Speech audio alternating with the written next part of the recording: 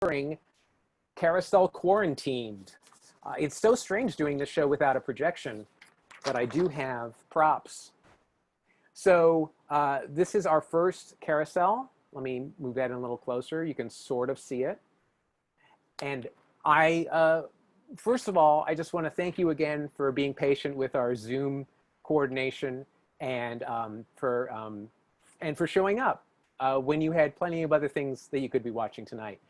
I also want to say I'm really happy to be doing the show at Dixon Place again. I've been working with the theater Dixon Place, the physical theater Dixon Place, for about 30 years now. And they've always been supportive of me. I've been doing Carousel here for, I should say they're downtown. But I've been doing Carousel with them for over 2 decades. But the main reason I want to mention them tonight is they have always been very socially and politically active. And I'm really glad to be partnering with an organization that's taking the world seriously right now. So please, as well as after you watch the show, please go to dixonplace.org and click on the Black Lives Matter box that's on the homepage, and it will take you to a page that has resources and places where you can donate and other ways you can get involved. And I really want to encourage you to check that out. I suspect most of the people who are watching the show tonight are doing their part, but I'm sure we can all do a little more. And again, I'm very grateful to be working with an organization that keeps me engaged and involved. So check that out. It looks like we have all the participants. I saw some faces coming by. So again, we're gonna jump right into the show now. Hopefully, Mike, who's running Dixon Place, can let me know that that we can share screens, because that's going to be very important tonight. All right, cool. Looks like it's working. So it's so strange having no sound, but I know you're out there. If you are watching and your mic isn't on mute, please mute it until you're about to go on.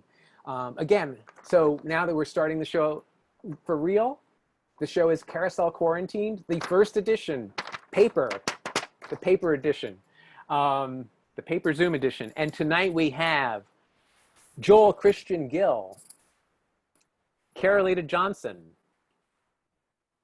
Sanika Phawde,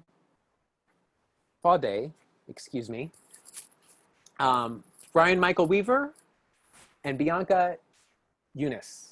And we have people from multiple states tonight. This is also a new one for us. I know you can't see their faces very well, but you'll see their artwork very clearly in a few minutes. And I am your host, R. Sikoryak. So let's just jump in and make this happen, shall we? Come with me into the future of Zoom. To start the show, I would like to do a piece from my next book, which is a adaptation of the Constitution. It is the entire Constitution made into a graphic novel. Why? Good question. It seemed like the thing to do at the time. So let me share my screen with you, and we can get on with this. Sorry, there's so many buttons on the computer, more than usual. Share screen. Here we go. All right. So here it is. Constitution Illustrated. I'm not going to read the whole thing. I'm just going to show you the Bill of Rights. And I should also say, I'm not going to read for you the entire Bill of Rights. You can read that on your own, but I will show you all the images. And if you can read fast enough, you can catch it all. So here we go. Amendment 1.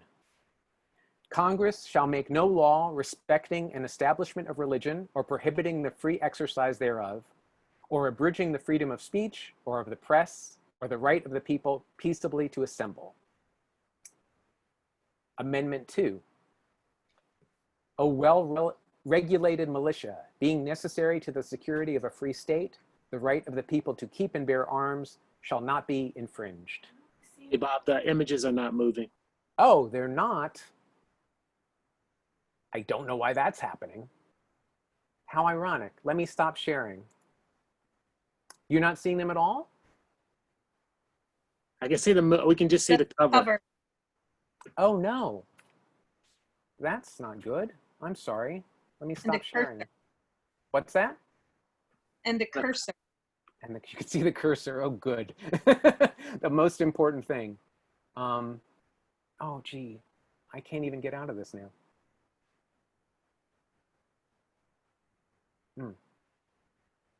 Sorry. Oh my gosh. This is why I go first, everybody. Because I don't want to make everyone else feel the pain. I cannot get out of this screen. This is very strange. Can I call my assistant Carolita over to maybe help me do this? Bob, the upper right corner, click on that. Hello, everybody. The upper right corner of. To do. I can't. Can you get it there? I can't. You want to go to stop sharing? Well, it's right there, but I can't seem to find the cursor. Did you hit escape? You can try again. Where is it? It's up here. Okay. There we go. All right. Stop share. Yes. All right. All right. Thank you, Carolita Wilberg, everybody. Good night, everybody. Give her a big I'm hand. right behind the. All here right. all night. Okay. So, very strange, folks. I'm not sure why that's happening. Oh, I'm going to. I'm going to try it again. So we'll see what's happening. Okay.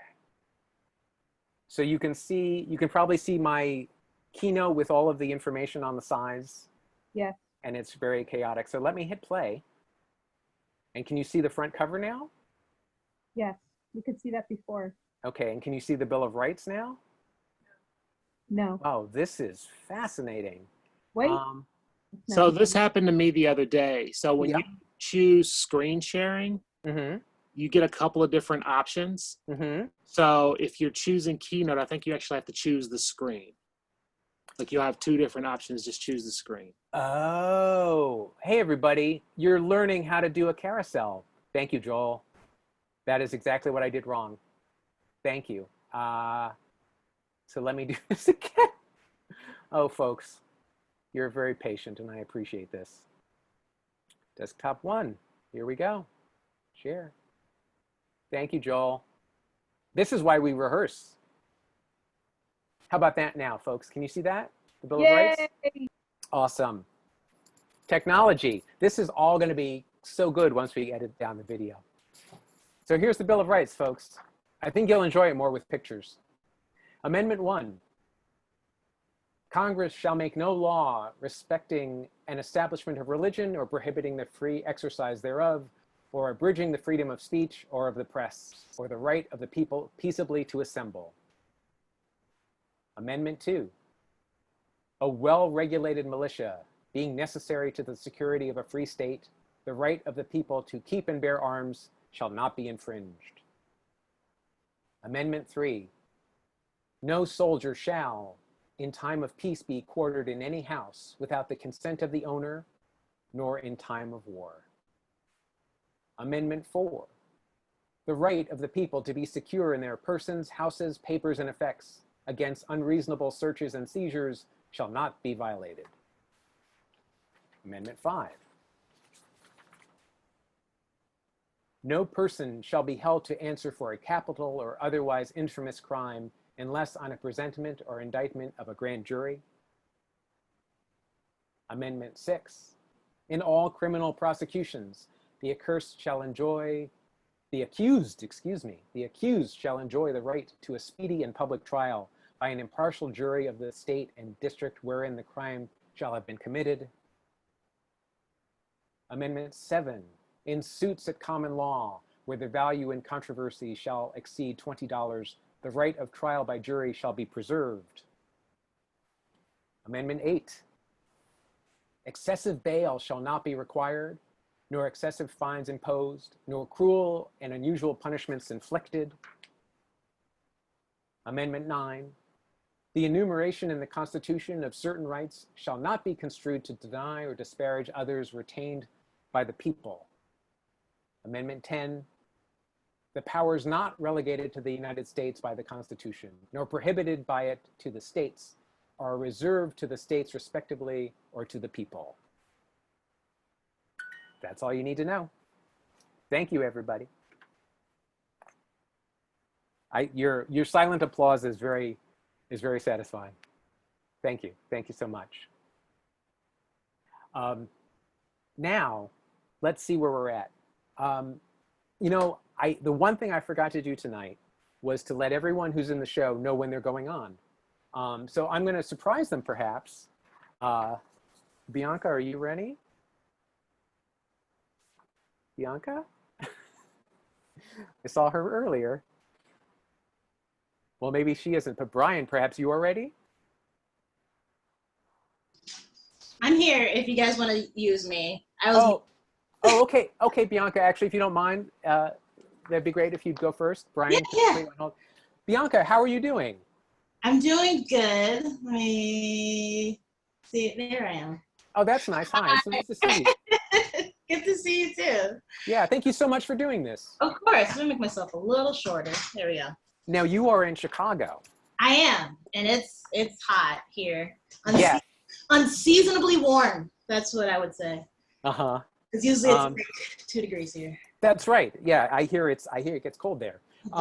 Now, you have a long bio, and you have a lot of books out. I'm just going to say you're an Ignatz winner. That's always exciting to start with. Yep. I know you're a contributor to the Nib, and you're a contributor to Six Chicks. And anything else I'm forgetting that's important that should be mentioned about your work? I mean, I do a little bit of everything. I'm everywhere. It's just I say that. I think that's true. Actually, I've seen you in so many places. And now you are in Carousel. I'm in now I have your slideshow. Do you want to run it yourself, or shall I run it now that I know how to do it?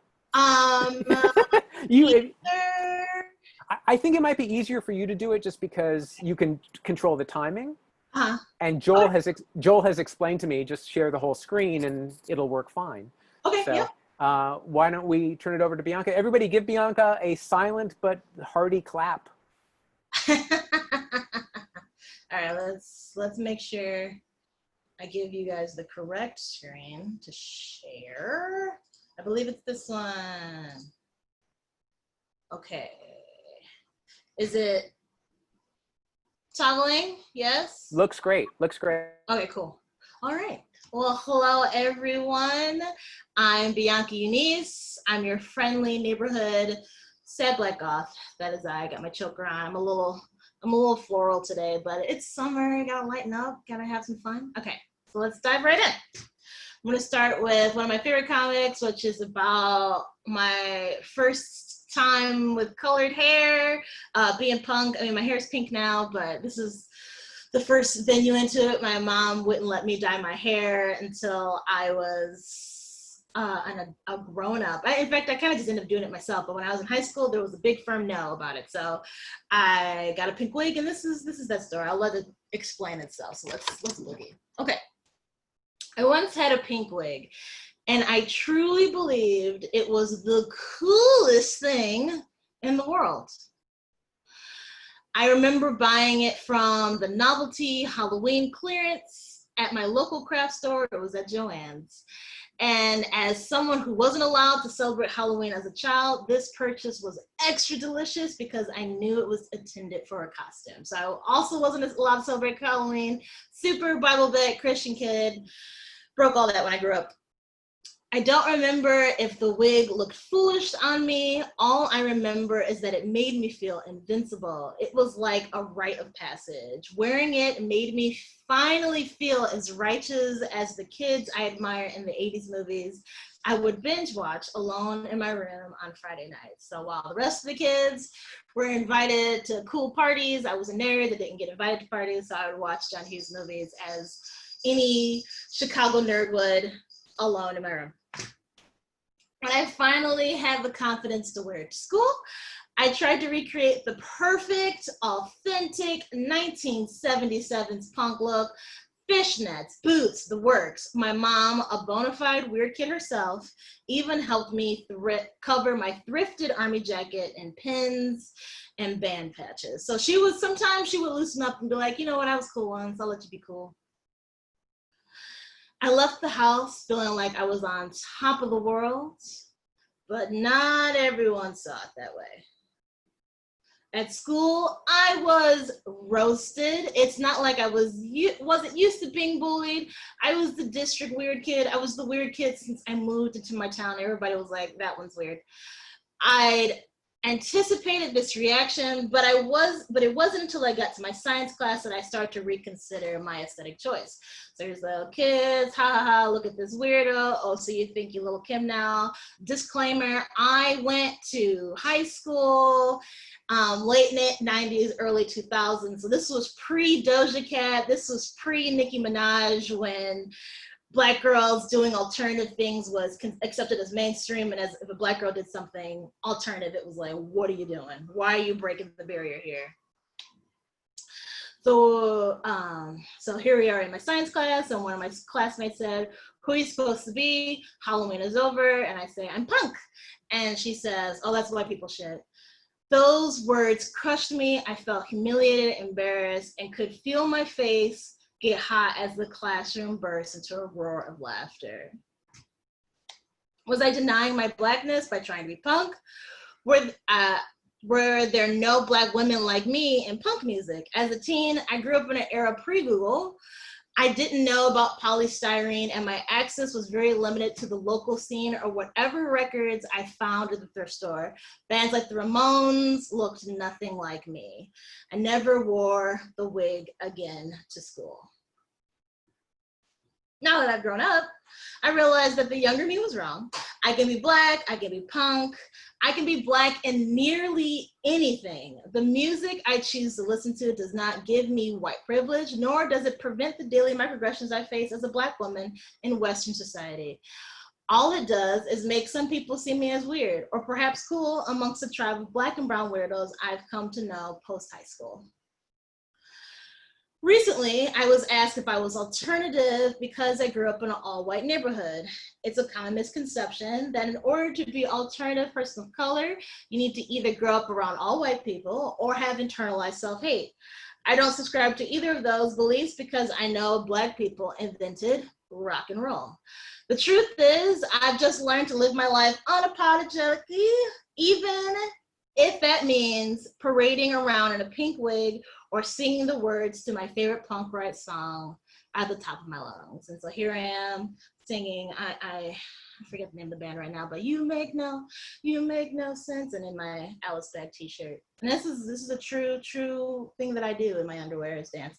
Okay, so I did 2 comics. Is my time done, or should I read the second one? Oh, by all means, go ahead. Okay. This kind of goes along with the other one.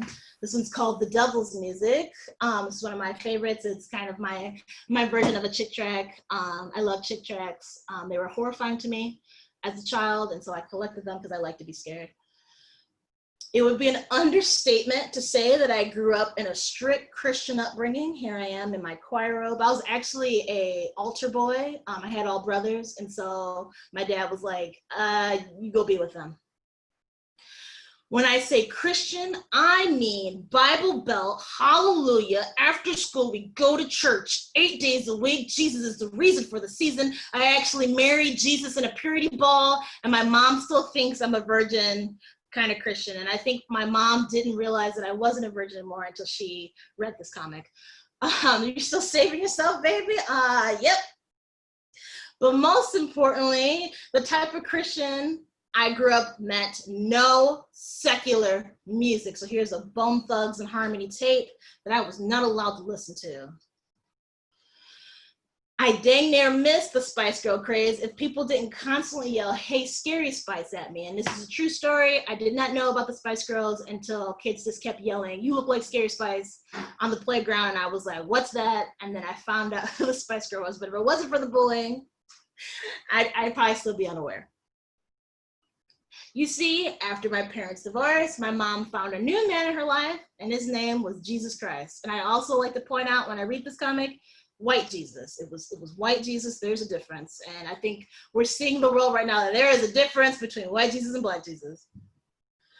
This is not to say my parents weren't once cool. Back in the day, they were just a pair of fashion-forward club kids going to Neo and Excalibur with a gaggle of goth, punk, and queer friends. But divorce changes people. So here's my parents being all cool and weird. Divorce comes like a wave that reminds you that your happily ever after you thought your life was going to be is no longer. Now you're middle-aged, you have to start all over again, alone with 3 young children. And because Jesus said so, my mom threw away her entire record collection, including original presses of Kiss, The Clash, Michael Jackson. My mom snuck into a Kiss concert when she was like 17 years old. So she was weird. And then Jesus said, throw that away. Jesus said, throw it away. And she was like, okay. She threw it all out. She kept Michael Jackson, Thriller, and that was it. Original pressing. And I hope to get it when she leaves this planet. Hopefully not anytime soon. I missed almost every craze growing up, from Backstreet Boys and NSYNC. I don't have any deep cognitive connections for late 90s, early aughts bands, because at home, I could only listen to 2 things, either oldies or Jesus music. So here's my friends going, I love Justin, I love Brian. Bianca, who do you like? I like Kyle. There's a Kyle, right? Kyle, that's the one. So my pop stars were James Brown, David Bowie, Stevie Wonder, and so on. In fact, for my 11th birthday, I had a Motown-themed birthday party that only 2 of my friends showed up to because I was the coolest nerd in town. And my best friend still reminds me to this day that she won the lip sync challenge to Mary Wells, My Guy. So I love this scene because this is also like one of those moments where you kind of realize that you're queer, because like, who has a lip sync party at 11 years old? So that was like, looking back, that's why I was just into old music and just over my head. This also means that I have a repertoire of 70s music stuck in my head forever. I have yet to meet someone who can out-sing Steely Dan, Elton John, Wings, Supertramp, under the age of 35. Even now, my mom jokes that I have grandpa taste in music, but that's fine by me. So here I am singing to my cat, who's around here somewhere crying. Take a look at my girlfriend. She's the only one I got. My brother rebelled the best he could, and he would teach me all the music he was into, but we have almost a 10-year difference. And going to the playground singing Zombie by the Cranberries actually doesn't make you cool, it still makes you weird. So here I am chasing my friends around going, zombie, zombie, zombie, and my friends going, stop being weird, Bianca. And I'm like, just being me, just being me. For some reason, my mom got in her head that if music came from her generation or before, then it was cool with her, and it was cool with Jesus versus the evil devil music that my generation made. I can't say I was too upset about this, because eventually my teens, I got clever and realized this also meant punk and goth music. Now looking back, my mom had a very, very strict thing against R. Kelly. R. Kelly actually used to come to my high school, and now I am grateful to my mother for keeping me away from that, because we've all seen how that turned out. So yes, I grew up next to R. Kelly. Can I get this? The Animat. My mom loved Animat. She was like, I don't see why not. She thought he was cute. I thought he was cute. I got a poster of him that you can't see. And because my mom was a Cyndi Lauper type punk herself, sharing this music between us became sacred. All I really needed to do was butter up with a glass of Jesus juice, which is wine. And soon she'd be singing along the Thompson Twins going, y'all don't know nothing about this shit right here. There's my mom with her Jesus juice. I may no longer be the Bible thumper I was before, but it kept me out of trouble for the most part. Plus, some of my greatest memories are just the hours I would spend listening to throwback radio stations, praying that they would play the extended version of Tainted Love so I could record it on my mixtape. So here I am waiting for them to play the darn song, and they're gonna play We Got Our Minds Set on George Harrison, so no. As a kid, I so badly wanted to be like everyone else. I wanted to be a part of the fads and to understand what everyone was talking about. Maybe then I'd feel like I belong. Nowadays, I don't give a flip. My upbringing cultivated the person I am today, and honestly, I wouldn't have it any other way. So here's a little baby Bianca, asking Bianca today, will I ever fit in? And here I am going, nah, and it's gonna be great. And I'm wearing my Resist t-shirt because Black Lives Matter, and there we go. Ding. Bianca Xunise, everybody. Hear me? Yay, Bianca. Everybody can applaud. Thank you so much, Bianca. I will share everyone's Instagrams at the end of the show, but she's easy to find. Just look for her name. And thanks again. Let's see. Now, Brian, we spoke earlier. Are you ready now? I'm ready. All right, cool. So let me introduce Brian Michael Weaver. I'm reading from his own bio, which may embarrass him. He is the totally tubular illustrator of such groovy graphic novels as the Joey Fly Private Eye series and the writer of the Mondo Bodacious picture book, Do Not Build a Frankenstein. And he's done so many other things. You do a lot of work for Highlights these days, right? Like Yep, that's a lot of their hidden pictures. Yeah, yeah. And you also do the Carousel for Kids show with me. Mm-hmm. Often. But tonight you are going to be doing something different, something new. You've been keeping a diary for the last few months for some reason. Something major. Yeah, diary. things changed a little bit. Yeah. When things started to change in mid-March, I wanted to keep a record of what it's like to live in this day to day, because we all know what it's like right now. But in 15 years, 20 years, I think it'll be nice to look back, not on the general events, the amount of people who are dying, the protests, but what it's like to get up in the morning, try to do your daily stuff and go to bed at night. So every day I make a comic about the day. Right. So that's what we're going to look at. You're not going to read all of it to us. I'm going to read it all from March 17th to today. Now, that's exciting. No, he's not. We already discussed this. You're not. Now I have to download your presentation. I realize I forgot to do that. So my bad. How do I do this? Join this board. Okay. I'm learning so much about tech. You know, folks, I've been doing Carousel for 20 years, and I've always prided myself on knowing exactly how to run the show. And the show's gotten better every show, but I feel like we're starting right from scratch tonight. Everything is new. We rehearsed.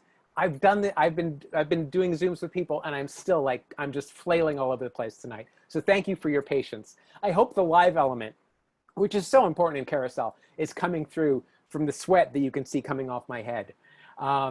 So yeah, Brian, you sent it to me on some website. I have to join now to get it, or? Do you want me to share my screen? Would you do that, please? Yeah. Yes. I'm really sorry to make you do it, but I think it'll go a lot faster. Brian has put up with me for many years doing Carousel, so he knows what I'm about. Give it up, please, for Brian Michael Weaver, In Your Silence. Okay. And Bob, if you could just let me know if everything's going well here. Okay, so far. Looks Do like you see? I see all your little images, and I see the big image now. You see the Corona Diaries Yes. by me. Yes. I would say Okay. we're ready to go. I'll jump in if there's a problem, but it looks good to me. Brian, everybody. Thank you. And you see the date now, Bob? Yes, I do. Okay. March 23rd, 2020. Now I'm going to attempt to have sound effects from my phone, but if you listen carefully, you can hear a flagpole, rope blowing in the wind. The city is now officially closed for all non-essential business. Nobody should be outside for anything other than exercise, walking the dog, or groceries. And I'm out here like an idiot on the first morning of the lockdown just to get an overpriced coffee. It's Monday morning in New York City, but it feels more like an off-season sea shanty town. This was a mistake. Will the police stop me if they see us? How is the coffee shop an essential business? If it's essential, then isn't my excursion essential? I don't know how any of this works. Take care. The quiet and the fresh air sure are nice, though.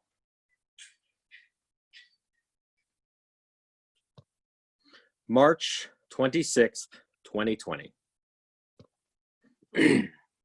Cheers to getting together during this stupid fucking virus. On the left, you'll see my friend Yuri. We've known each other since the first day of college. My friend Josh, who I've known since 4th grade, through high school, through college, and he's the one who smoked me up for the first time at age 17. And Minder's on the right. We lost touch for a while after college, but friends again in 2015. All very important stuff to know. All right, celebrity drawing game. Josh, pick the celeb. All right, David Letterman, as he looks today. Josh has no artistic ability, so he picked the celebs for us. Shit, I don't know what his hair looks like. Can I look it up? No, not allowed. Is he bald? Reveal. Whoa, Minder, that's awesome. But he's not bald. Drink, drink. And now this was giving me trouble earlier too, so let me get out of this and skip this slide. Hours later, 3 a.m. All right, bros, I'm hammered. I gotta work early tomorrow. Yeah, me too. Cool, cool. This was awesome. I can't believe it worked so well. See you guys. Peace, peace. Good night. March 29th, 2020. President Fuckface announced he's considering barring interstate travel. I'm fine with staying in NYC and self-quarantining, but not if I'm fucking trapped. That vindictive prick. It'll just be another way to punish people who didn't vote for him. And then what? Oh my God, look at that. All the flour is gone. Do I need flour?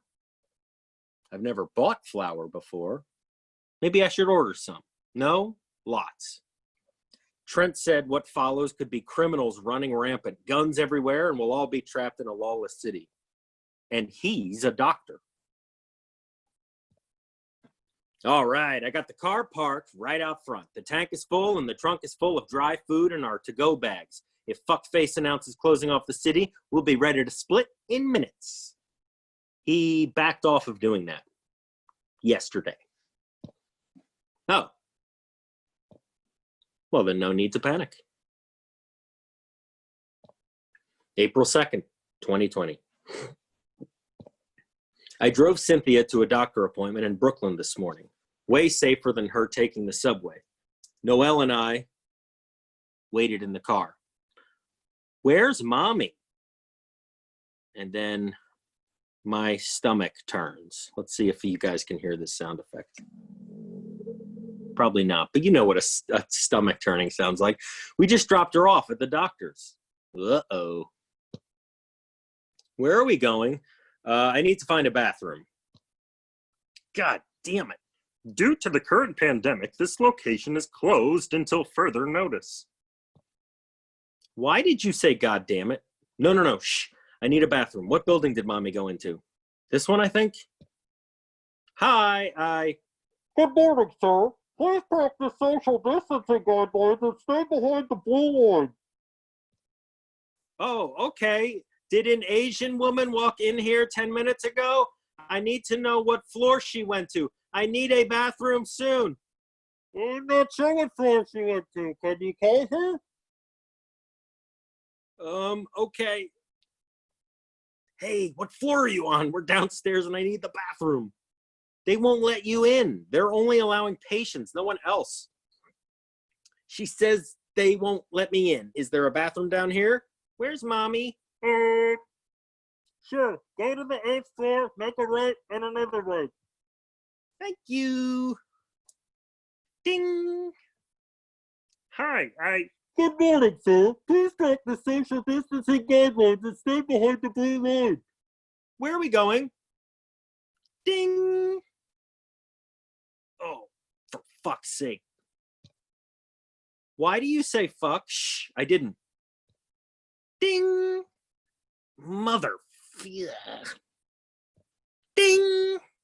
No. Ding. Someone's in this one. Noelle, look extra cute. Why? Oh, hi. Hi, we have a bit of a diaper emergency here. Oh, of course. Daddy, I don't wear diapers. Diapers are for babies. Shh.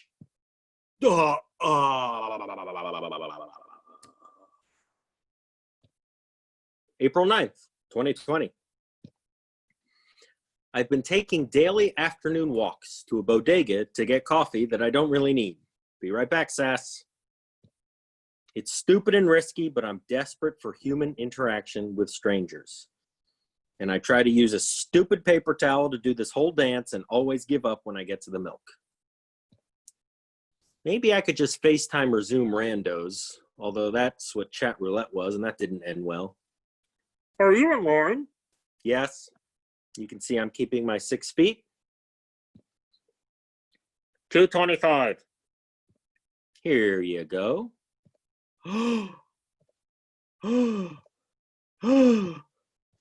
And again, this blew up on me. Have a great day. Oh my God, he touched my hand. The touch of a stranger. The first in weeks. I'll have to scrub the hell out of that hand when I get home. I think this is the last one. I tried to do a different activity with Noelle every weekday morning. Ooh, we got the last pizza crust. Oh. Highlights magazine has a sprinkled breadsticks recipe. Should I follow the magazine's baking instructions or the actual pizza crusts? And you can see we wipe down our groceries whenever we bring them into the house. Noelle wipes them first, and then I wipe them better. There's Grandma on the FaceTime. Noelle, what are you doing? Sprinkles. Okay, so I set the timer to 10 minutes. Now we wait. Oh, 8 minutes later. I need a towel. Maybe I should go. Okay. Out here seems good.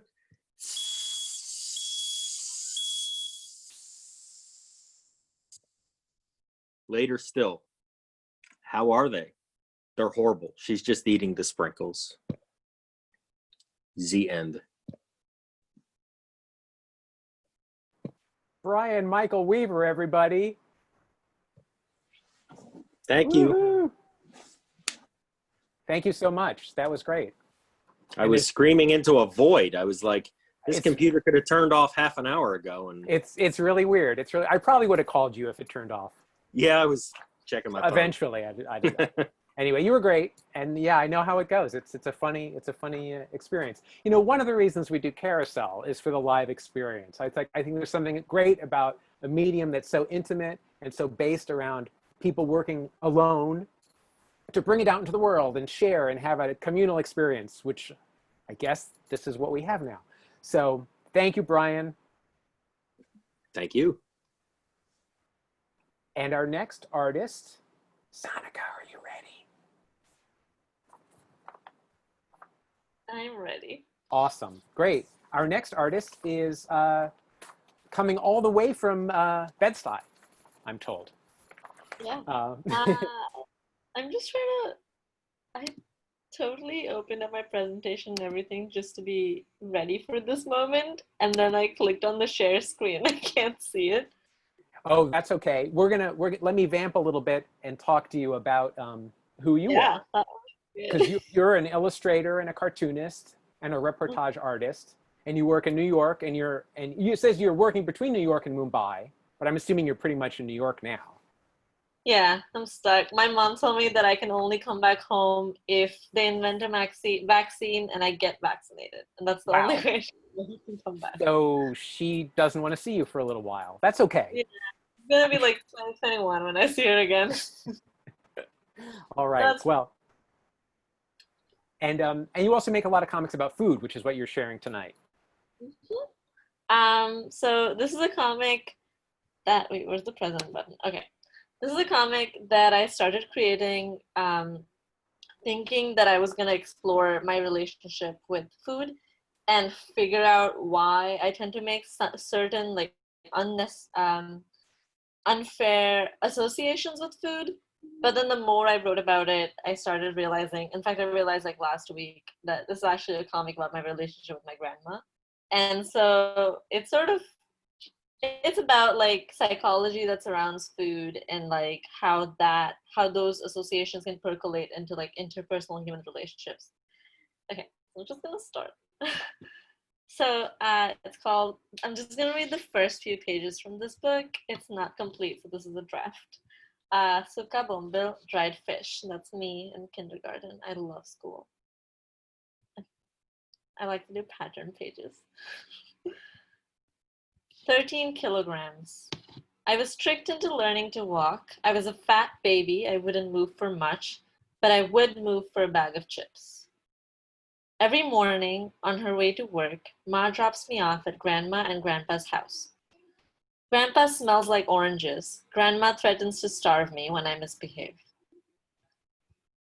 Grandma's pantry is located close to the floor until my sister and I get into her barrel of flour. We rub it all over our bodies so we can be fair and lovely like the women on television. And this is a real ad from my childhood. It says, fair and lovely, fairness expert for soft, fair skin. He will adore your skin. Unbeatable fairness, even against some international creams. Ooh, what did I just do? How do I? Oh, okay, all right. Age 5, 13 kilograms. I'm scared of starving, so one day I asked my mom to pack me a lunchbox to take to Grandma's house. But Grandma finds the lunchbox. She screams many things. I'm a wicked girl trying to break up her family. Grandma only trusts the traditional Maharashtrian food she makes or watches someone make in her kitchen. All other food is outside food. Outside food equals unhealthy, plus immoral, plus plagued with diseases, plus the food of bad children who throw tantrums in grocery stores. Grandma does care, but she doesn't talk like Ma, she talks in code. Things Grandma says and what she actually means, part 1. Tujha tonda tup sakar padu de. May sugar and butter fall into your mouth. Meaning, may your words come true. Asad bolat raha zorat tuji jeeb. Keep talking like that and your tongue will burn and fall off. Meaning, don't say that. Teje angat sancharle tegyon teen porya kha. This demon spirit that has entered your body, use it to eat 3 times. Meaning, calm down. I will make biryani. Meaning, I'm happy with your grades. I love you. I forgot to put the Maharashtrian translation for that. Hey, hey, ka. Take the seat. Meaning, I'm sorry. Good kids eat well. Good kids grow tall. Good kids gain weight. I try to be good, but I'm sickly. Any weight I put on slides right off me with the next wave of sickness. I grow resentful of the food that won't make me good like it did my cousins.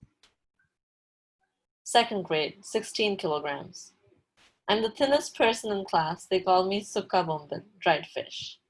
My neighbors ask my mom if she forgets to feed me. I get used to feeling weak. I stop telling my family when I feel sick in the morning, so they start having to come bring me home from school during the middle of a school day.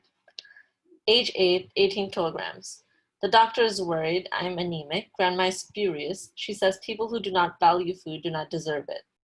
I don't understand why Ma is angry. My neighbor, my mother's friend, my friend's mom have all told me, I wish I was slim like you. Ma says if I don't eat better, I will die. Ma draws up my first ever diet. My lunchbox is now all sprouts and greens. I get a little better, but then I get sick again and stop believing in food. But I don't want her to worry, so I eat. Eating is not an excruciatingly painful chore on Sunday. Ma is home from work. I don't have to go to Grandma's house. We watch the sunset from the kitchen window. When Papa is in India, he makes up songs about the Sunday feast and rats in his stomach waiting to eat it. Age 12, 22 kilograms. Ma's company is making her live around Europe for work. Papa is rarely in India anyway. Didi, big sister, has stopped living with Grandma. She's moved in with her parents in Singapore. When she visits us in India, she brings exotic fruits like the rambutan. They come in bouquets like flowers. I don't care for rambutan. Kids in school are meaner when Didi isn't around. I miss Ma.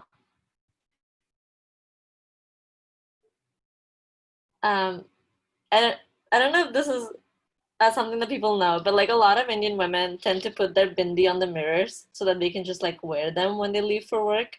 So I used to find like Ma's bindi on the mirror and I used to put it on myself. Grandma says only weak kids miss their mothers. Am I weak? Things Grandma says and what she actually means, part 2. Watch TV while eating and your lunch will go into the donkey's stomach. Meaning, if you don't pay attention to your meal, it will not satisfy you. Men don't want to hold women who feel like skeletons in their arms. Meaning, no one will marry you if you don't have curves. If you brag about your meals, you will be cursed with a stomachache. Meaning, if you boast about your possessions without sharing them, you will be disliked. Are you coming over for lunch and making your favorite? Meaning, I miss you. I've been making your favorite meals all week in case you decided to come visit. I'm proud of your struggle. Meaning, I'm sorry I was hard on you. I thought I had to be. And that's an excerpt from that book. Do I still have time to read like the second comic? Bob? Bob? Am I muted? Can anyone hear me? Bob is muted. Oh, okay. Okay, cool. So You can should go. I? Yes, please go. I'm sorry. I thought I was correct. Oh, it's fine. Okay, thanks. A handy list. So this is a comic I made recently. Not so recently, actually. So many things have happened since then that I don't even know. A handy list of hoax remedies that will not prevent coronavirus. Oh. Why want this? Oh. Turmeric. Nonsense. Turmeric cures everything. It brought your great-great-grandfather back to life, you know, twice. Cocaine. I'm a hero. I do this to save humanity. Breast milk. They were all out on the dark web. You understand, right? Drinking water every 15 minutes. Quit hogging the bathroom, David. Arsenic. Technically, ingesting enough arsenic will prevent COVID-19 since dying will effectively prevent you from suffering any illnesses. Drinking colloidal silver solution. My skin is blue now, so I painted my room blue too. COVID can't catch what COVID can't see, am I right?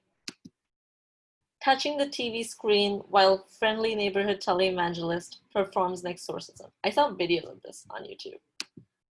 Jim Baker's Apocalypse Buckets. He has several flavors. There's Italian, Fiesta Pale, and creamy potato soup bucket. If you don't know who Jim Baker is, I highly recommend Googling it. It is disgusting. Dear God, it's good. Drinking, injecting bleach. Then again, if some people want to turn to the president for medical advice, who are we to stop them? And that's, those are my comics. Thank you. I will stop sharing now. Sanika Phawde, thank you so much. Thank you. It's great to finally have you on a show. Our next artist is here all the way from Massachusetts.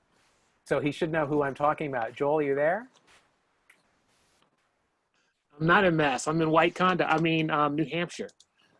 Oh, okay. But you're teaching in I Massachusetts. teach in Boston, yeah. Oh, okay. What was that? What was that? White Conda. Oh. All right. What is the symbol for that? Do they have that? They have this again? Okay. All right. It's this. So see the W? Because we have. Okay. I'll make sure I do that when I visit. Yeah. Exactly. So you have a whole bunch of books out. As I said, you're a teacher, but you also have the books Strange Fruit and Tales of the Talented Tenth. Yes. And you have a new book out called Fights. Yes. And you're working on another book, which I don't know if that's public knowledge or not yet, Yes. but you've got other stuff coming out. Yeah, I'm working on Stamped from the Beginning, the definitive history of racist ideas with Ibram Kendi. I'm doing the graphic novel adaptation for that. Which is really exciting, so I'm glad you could mention it. Yes. And tonight you're going to present from Fights. Yes, I'm going to read a chapter 3 from Fights. Let me go ahead and share my screen. So as he shares his screen, please welcome Joel Christian Gill. Share. All right. Everybody saw that screen change, right? Yeah, looks good. Okay. So just to set up for this is the third chapter of Fights. Fights is a memoir about how kids deal with trauma and abuse. It's my life story. So that's actually me circa 1991 on the cover with my blonde stripe in my hair. And so this is the chapter starts off. I had some bullies when I was really young. And I got into a fight. I end up winning a fight with the bullies, and I go home. And that night, when I'm asleep, my brother wakes me up and tells me that my dad died because we have different fathers, so my dad dies. And so this is the chapter right after my dad dies. Also, trigger warning. There's a lot of stuff in this, so just FYI, trigger warning. I hate you. I'm gonna fuck you up. Chapter 3. What happened? She said. He drowned, they said. Sob. I told that motherfucker if he just got his shit together, it would be okay. That don't make sense, he said. He was in the army, she said. I'm sorry, they said. I know you did. I mean, fuck him, you know. Didn't he owe them boys he was with some money, she said. Yeah, they said. I'm so sorry. I mean, grief washes over a person, overwhelming. Although you can throw them a line, now he's gone. You should never jump in. He's gone. They have to either use the line you throw them to swim their way out. Okay, go in. Let's go in. Okay. At 5, I guess no one thought to throw me a line. I mostly had to get myself together, but I didn't know how to swim. Hey there, Jojo. I have very few memories of my dad, and they are all scattered. Hey, Jojo. You be good now, Jojo. Where do I send his Easter basket? Yeah. You want some more? This is the most vivid of all my memories. When my father drowned, he was baptized anew. The water that washed over my mother in grief also cleansed the reality of who my father really was. The air in his lungs was replaced with the virtues everyone wished he'd had. He became a saint to everyone who had ever known him.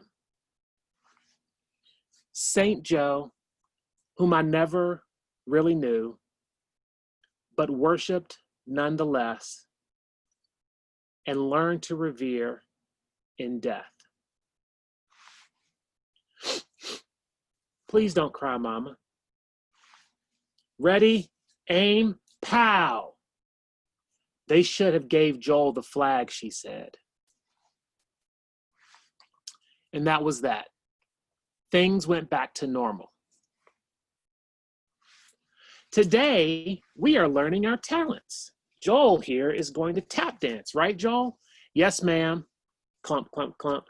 Very good. Next, we're going to draw a picture of what we want to be when we grow up, boys and girls. I'm going to be a race car driver like my daddy. I'm going to work at home like my mama.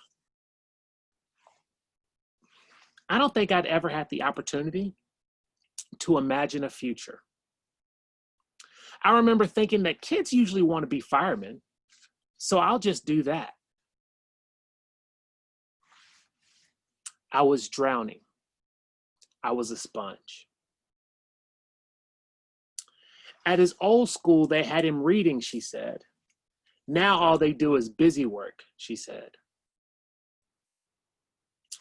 What's your name again? Joel. My daddy died. So? A sponge can only hold so much. I floated along like this for a few years. Good morning, class, and welcome to the second grade. My name is Miss Norton. We're going to learn a lot this year. I've arranged you all in ABC order except for you, Mr. Gill, except for Mr. Gill here. I've heard about you, so I put you right up here where I can keep my eye on you. She was evil, but she read to us every day. Okay, boys and girls, today I'm going to read from a book called Tales of a Fourth Grade Nothing. It's about a boy named Peter and his little brother Fudge. This was my favorite part of the day. I think your screen froze. Oh no, I didn't switch it. Sorry. Oh. This was my favorite part of the day. I started reading on a different screen. Sorry. I got my eye on you, Joel Gill. She even took us to the library. It was great. If she doesn't burn in the fires of hell, it's because she taught me to love reading. At night, the books were put away and the lights went out. Hey, you up? Things were the same. Outside, I would often join in the games that the kids played when they would let me. These kids were extraordinarily organized, but they were also poor, so the games were very creative. Hallway handball, a tennis analog. Racquetball played with any blunt object and a ball. Jump rope, any rope-like object used in an endurance contest. Hanger ball, similar to basketball, played in any space, however, no dribbling required. Pitching pennies, flick a penny close to the line without going over it.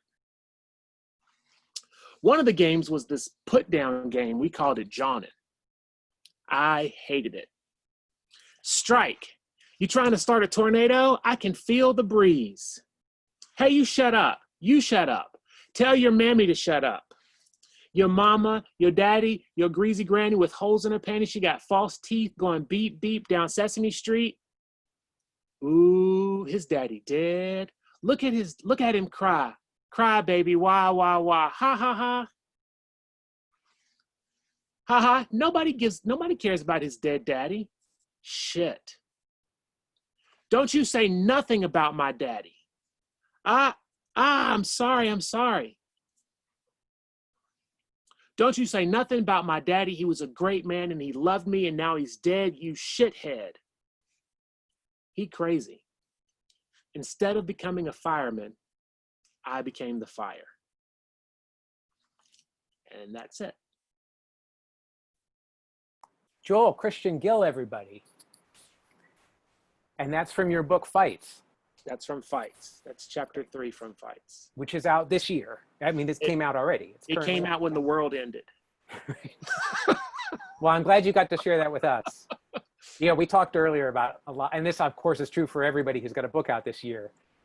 There's less opportunities to tour this stuff. So I appreciate you sharing it with us tonight. Yeah, so I'll just say this one thing really quick. So there are the panels of me in water. The drowning is sort of a couple of things about drowning. My father drowned, and then I use it as a metaphor throughout the book for like children submerged in water and like just that overwhelming feeling of just being sort of over. So that's what that I was drowning and I was a sponge, because I say this kids are like sponges. So just wanted to because it's like I didn't think about this, but like some of the metaphors you don't get because they're like long metaphors for the whole thing. So right, it worked for me. I mean, I got even from the one chapter. It felt like it came through. So thanks again, Joel Christian Gill, everybody. Thank you. And yeah, as I said, I hope everybody can stick around afterwards. I know we're running a little late, but we definitely we can do a Q&A afterwards if people want to talk to the artists more. Our last artist for tonight, I guess we got everything set up. Is that right, Carolita?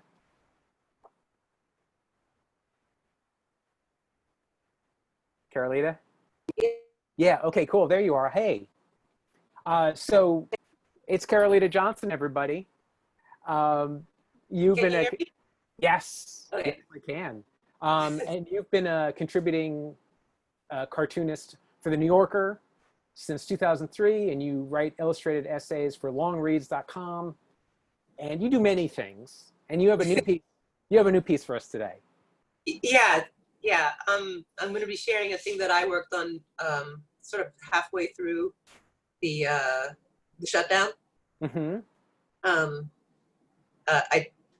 I originally did it for my students because I wanted to sort of, I don't know, like I wanted to give them one last thing, something to remember me by, some way to get in touch with them. I felt really bad for them because the last day of class was the day before the shutdown. Wow. And I know some of them were really stressed. I mean, I even had one who I was texting her while she was quarantining, really, really sick on campus. Oh. You know, like, so there was like that one night where I was afraid she'd die in the night. So like, I still feel rather attached to my students, even though it was only a 5-week course. So I originally did this thing for them. And then it got longer and longer. It started out as only like 8 panels and became, I think, 20. Wow. Wow. Yeah. And then I started having a lot of fun with it because I always used to draw this way before I started cartooning. Like my cartooning editor wanted me to draw in a more New Yorker style. So like, you know, being stuck with a lot of time and, you know, no day job to go back to, I started drawing the way I used to. And so this is the result of that too. So shall I find it? Yes, please. Let's Okay. start. I assume your students are okay. I didn't want to leave you hanging on that. I think they're okay there. So Okay. far, it seems like they're all okay. Good. Good. Including the one that was ill. She survived. Okay, great. Yeah. Because we'll be thinking about the rest of the show. So good. No, she's fine. She's on Instagram and I see her very happy, having lots of fun. So I'm Okay, happy. great. All right, so let me find this thing. It's on Google Drive. Okay, and while she's doing that, everyone give her a warm, muted welcome, Carolita Johnson. Thank you.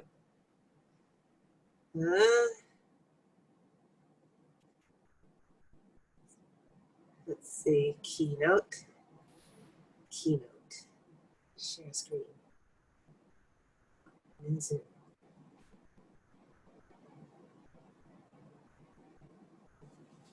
Is it working? Yes, it is Oh my working. God. Is there I think you're going to get stuck seeing like, you know, stuff around it, but No, I see black around the edges. It looks good to me. It looks very well framed. So I forgot to put a title page on it, and I wasn't even sure what I wanted to call it, but I'm just going to call it Life as a Silk Scarf. Okay? So I'm a cartoonist, a writer, and a storyteller. And in the first days of the pandemic, like everybody else, I found some humor in the seemingly absurd new normal. Everyone is losing their minds. I drew my share of cartoons about social distancing and then about the obsessive spring cleaning that would occupy days on end of my life sheltering in place alone. I was alone, guys. Let's see. Oh, sorry, guys. I'm trying to make it go to the next slide. Oh, here. Okay, got it. I think. Oh, no. Sorry. That's okay. I just realized if we have to, I believe you sent it to me, so maybe I can run it if we're having trouble. Maybe I can. I don't know why it's not going to the next slide, that's all. Sure, I understand. Maybe it's a Wi-Fi issue, I don't know. But let me, you emailed it to me and I have it, so. Yeah, I think I emailed it to you as a PowerPoint, but that's okay too. Sure. I'm using use the arrows, but it's not doing anything. I thought it was so weird because it was working before. Yes, that's what they said about the world. The world was working before, and what God said. What's wrong with this thing? And maybe it wasn't working then, but we thought it was. Do you remember what title you put it under? And I'll find it. Do you remember the title of it, of the one you sent me? I just remember it said corrected. Do a search on corrected. Okay, cool. That's right. Yeah. Why won't it go? Oh. We're gonna make it happen. There it is. I have it here. So. So you want to do it yourself? Yeah. Why don't we do this and then? So I will stop sharing. Yes, you stop sharing and I'll start sharing. Folks, you're all getting such a great look at the interworkings of Carousel. This is all the stuff we do before the show when we're actually in a space together. But you know what? I went through this with Mike and it worked with him and suddenly it didn't. So. Right. No, I know. I mean, we all rehearsed before and it's fine. It's all fine. We're just gonna, we're gonna make it work. Let's see, here we go. So once again, Okay. Here we go. Carolita. All right, so sheltering in place alone, ... You can go to the next one.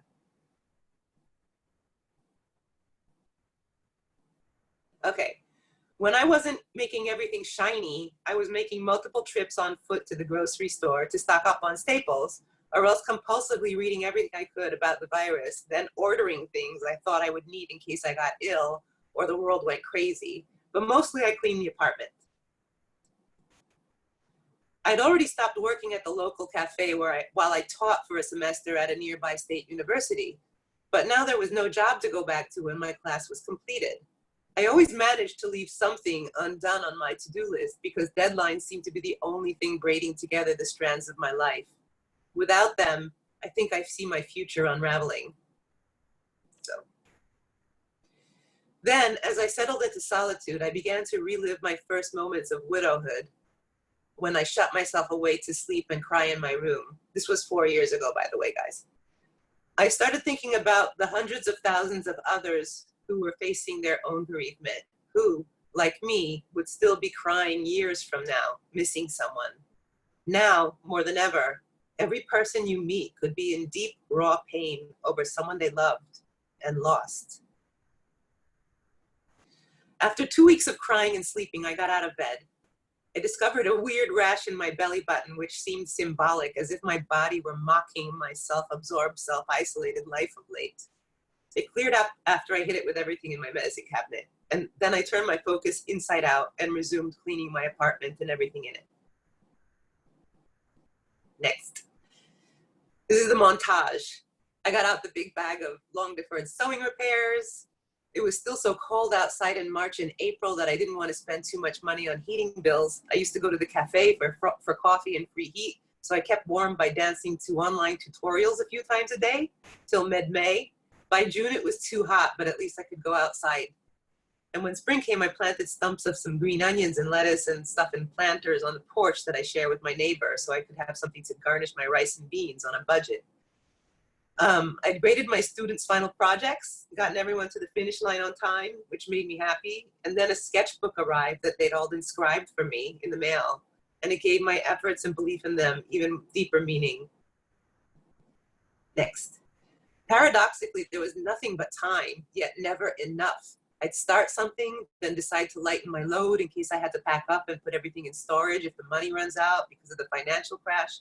But then I'd notice my hamper is full and start washing the few clothes and sheets I've allowed myself to.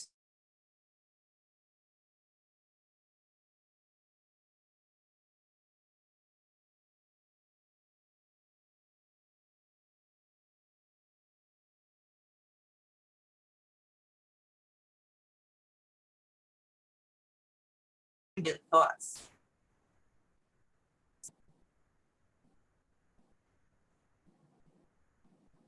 Next.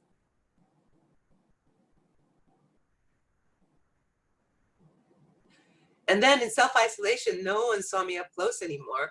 I once began plucking the darker mustache hairs around my mouth and then realized no one would see it if I did or didn't, now that mask wearing in public was required. I wondered what it meant to spend so much time on this planet trying to look beautiful. What if one didn't do much else? What if there was no one to appreciate your perfect skin, or how white your teeth are, or how silky your hair, or how toned your arms? My mother taught me to prioritize my appearance over everything as a tool of survival. Alone, that vanity seems useless, a time waster. I even began to wonder if my artwork was just an extension of that vanity, and I stopped drawing while I considered the question and let it sink in. Next. At one point, I spent a week repairing the storm windows for my landlady, closing the gaps that were allowing wasps to enter and build nests in them. It was only after I stalked and killed the queen that I found several older nests and realized that I must have been cohabiting with wasps for the last 3 summers and only discovered them now that I was home so much. One late afternoon, a bird fluttered straight to where the wasp entry and exit point had been, looking for something. It had probably been my natural wasp population control. I'd simultaneously killed off a colony of pollinators and eliminated a food source for birds. and this made me feel very sad. Next. By staying inside, I was protecting myself and my fellow humans, but now I was interfering with a world I never knew existed before. Next. The crash, after rashly attending to that visible immediate danger as opposed to a distant invisible one, turned into 2 weeks of depression and inactivity. Instead of working, I'd carry my folding bike down the narrow staircase to get outside and ride around till the sun set. Next. I pulled over one day to call my mother, who I've never gotten along with, to see how she was and float the possibility of me moving back to live with her if all my revenue streams were to dry up in the next few months. It felt like I was asking to return to the womb, a very dubious, hostile womb. Would I be able to work there? I hadn't before, but I'd had a choice before. At one point, everyone was discussing this article about skin hunger, but as a feminist with a day job in hospitality, I didn't miss being touched. Most touches had been unwelcome and unconsensual, each recalling memories of a multitude of trespasses and a lifetime of polite, inwardly grudging acquiescence and a sense of utter powerlessness in a world where I seemed to belong to everyone. In the self-isolation of the shutdown, I finally belonged to myself. There's all the grabs, but what for?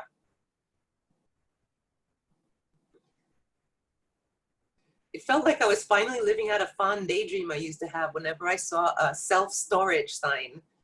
I was actually storing myself away now. I began to wonder why I was so carefully preserving myself. Was it just so I could go back to work for someone else, to keep their business running? Was I willing to risk my health for them when the economy reopened? Or was I willing to downsize even further, to work only on my own projects, which might or might not make a difference to anyone, anywhere, at any point in time? Was I safeguarding so diligently? Or was I worth safeguarding so diligently if they didn't? I really have that daydream every time I see that sign. I told my students recently how even though I made half the rate per cartoon as my late husband, if you divided the rate by the time we spent drawing a sold cartoon, I made more per hour than he did. He made a contractual rate from an earlier era when gag cartoonist was a full-time job. We newer cartoonists have day jobs mostly. Work fast, I told my student, and economically. I once had dreams of drawing all day on fine paper in a bright, airy studio with a skylight and no interruptions. Now, I question the value and origin of such dreams. Wabi-sabi, a Japanese aesthetic, embraces the imperfect, the incomplete, the impermanent, and celebrates that which is modest, asymmetric, rough, and intimate. It's ancient, but also now very modern, and it allows me to work and teach in ways I think are accessible to my students. Maybe we'd all have more later, and maybe more isn't even better. And yet, I once had a lover who could stuff a silk handkerchief into his fist, then open both hands to show it had vanished into thin air. Poke, poke, poke, ta-da! This trick always reminded me of a story I once heard about how a woman is just like a silk scarf. She can be crushed away into the tightest spaces. Women have been living with less, on less, taking up less space for thousands of years. It makes us expect less, demand less. Sometimes it makes us angry. We feel powerless. With growing income inequality, more people, and not just women, will and already do know how it feels to be a silk scarf. If there's going to be more of us, here's something to keep in mind. Silk is very, very strong. Imagine how strong we can be when we join hands, take care of each other, uphold and love one another, vote, and raise our voices together. We might even be able to change the world a little. And next, the last one. So let us unfurl. And that's it.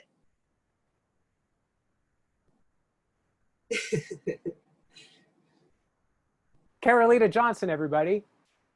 Please give her a hand. Thank you. All right, nice. I think that was a good place to end it.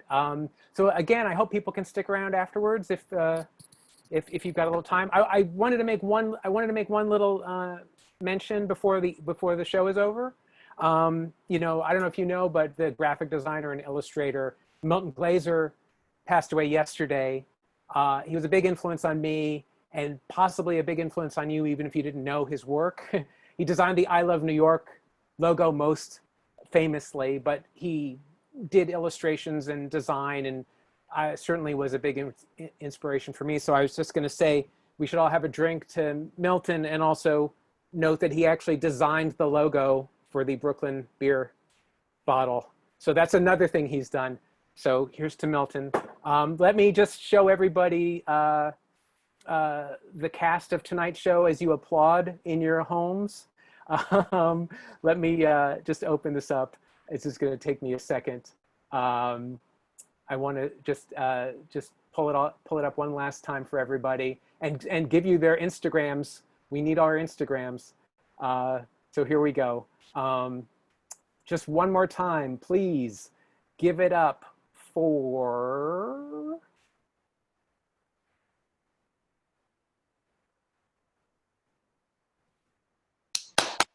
everybody.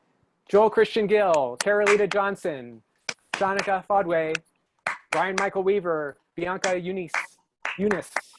My apologies for bad mispronunciation. Had a lot on my hands today. Oh, well, there's this, of course. Don't forget this. But I also want to show you this. Here's everyone's Instagrams. Please check out Carousel for future shows. Dixon Place has been very kind in supporting shows like this over the years. Please donate to them. Donations to them support the work that they do, and also supports all the artists that do shows there. They've always been great with sharing resources with artists. And again, here are some of those resources that were shared on the Dixon Place page. Check them out. And thank you again so much. I really appreciate it. We made it. And the occasional claps mean a lot to me. So thanks so much, everybody. Have a great night. And if you want to stick around for a chat, please do. But for the rest of you, Godspeed. Yay. Yay. Can you all see me again? Let's see. Am I still sharing? All right, let me unshare. Okay. Oh, why am I not? Oh, where did it go? I don't know how to unshare. Oh, cruel fate. I'll just do this. All right. You'll see the edges of my screen. So is the audience still hanging around? Do people have questions or comments or words of praise for everybody? We can all unmute now, right? Yes, please unmute. Yes, for sure. Everybody, unmute. Yes. Thank you so much. And unmute. Thanks, folks. I'm trying to. That's great. Thanks. Very Carousel. Thank you. Creota, can you come here and help me again? I'm choking over here. It's Creota Wilberg, my constant unseen. I know, maybe it's at the top. Is the light too bright? Light is too bright. What's going on? Why is there no... We can actually just make it. Yeah, that was my question. You can all talk amongst yourselves. I tried. Don't wait for us, please. If anyone has questions or comments, please jump in. My father might suggest that you hit it with a stick. So if you have a stick, try hitting it with a stick. Okay. Click on it. That's just. And now go. Oh, there we go. Here. Good call. Click back here again. Mm-hmm. Yeah, for heaven's sake, anybody who has. Hey, why don't the artists compliment each other while I fix this? Everybody was so great. Good job, guys, folks, everyone. There we go. Hi, Karen.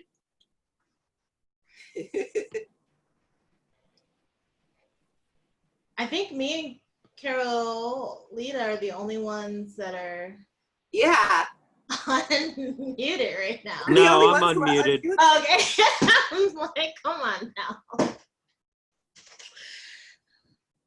Bob, you're I on think mute. Very telling that we were the two first ones to unmute. Someone unmuted me. I didn't even do it on my own. Hands are clear here. Anyone have any I'll speak for everybody. This was fantastic. I guess it looks like I'm the only audience member who got to unmute, but this was really great. Thank you, Jean. Bob, you're still muted. Yes, I'm working on it. I'm they figured it out. Thank you, Mike, at Dixon Place for getting this going. Yeah, we got a I had a late start, and I think things kind of snowballed. But anyway, really great. So someone was complimenting someone. That's always what we like to hear. Did anybody have questions? Everybody has books out. That was the other thing. I meant to put up a slide.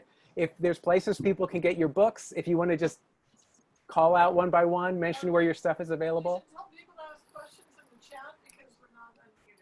Oh, okay. Oh, I guess we're not. I'm sorry. It appears that everyone is still muted.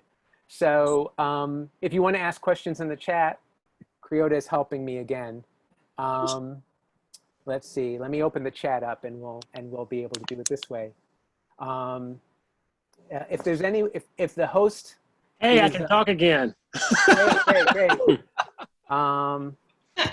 So yeah, if I'm having trouble finding the chat now, oh, here it is. Yes, so I'm going to say to everybody, write your questions in the chat, and I will try to read back in the chat. Now that I'm not running the show, it'll be a little easier for me.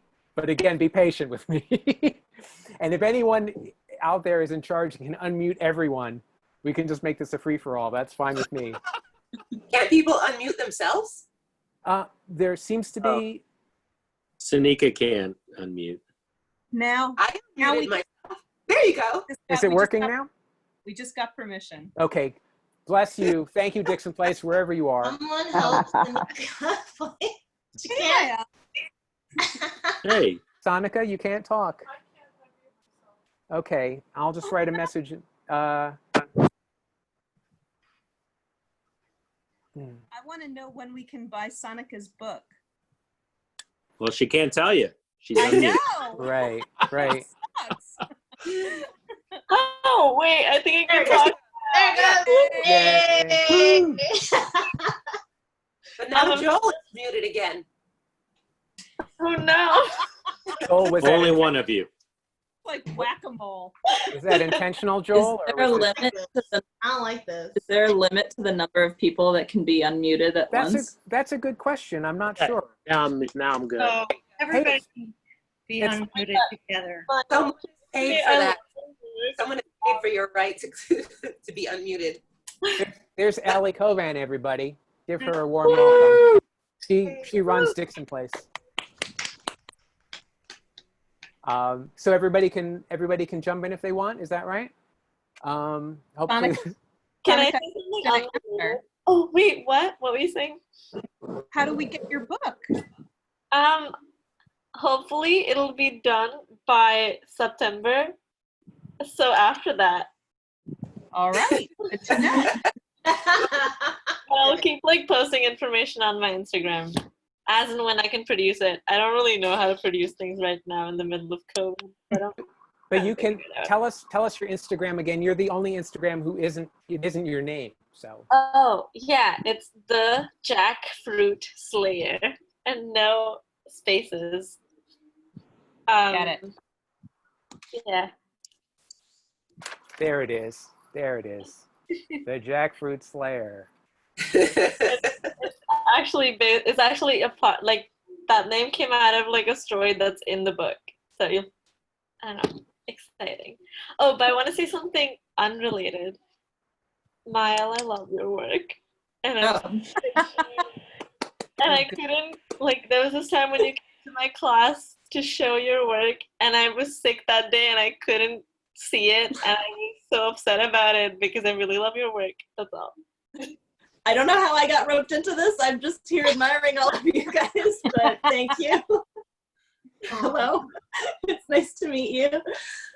Yeah, all of your works were so beautiful and different, and it was so refreshing to, I feel like I've missed comics conventions so much. This has been the closest thing to it in a while. Especially, I think one of the beautiful things of comics conventions is like meeting people whose work you love and you never get to meet, or discover new people whose works you now love that you never get to meet. So thank you, Bob, for organizing this. And of course. Thanks to all of you for sharing all your amazing work. And thanks for showing up to watch.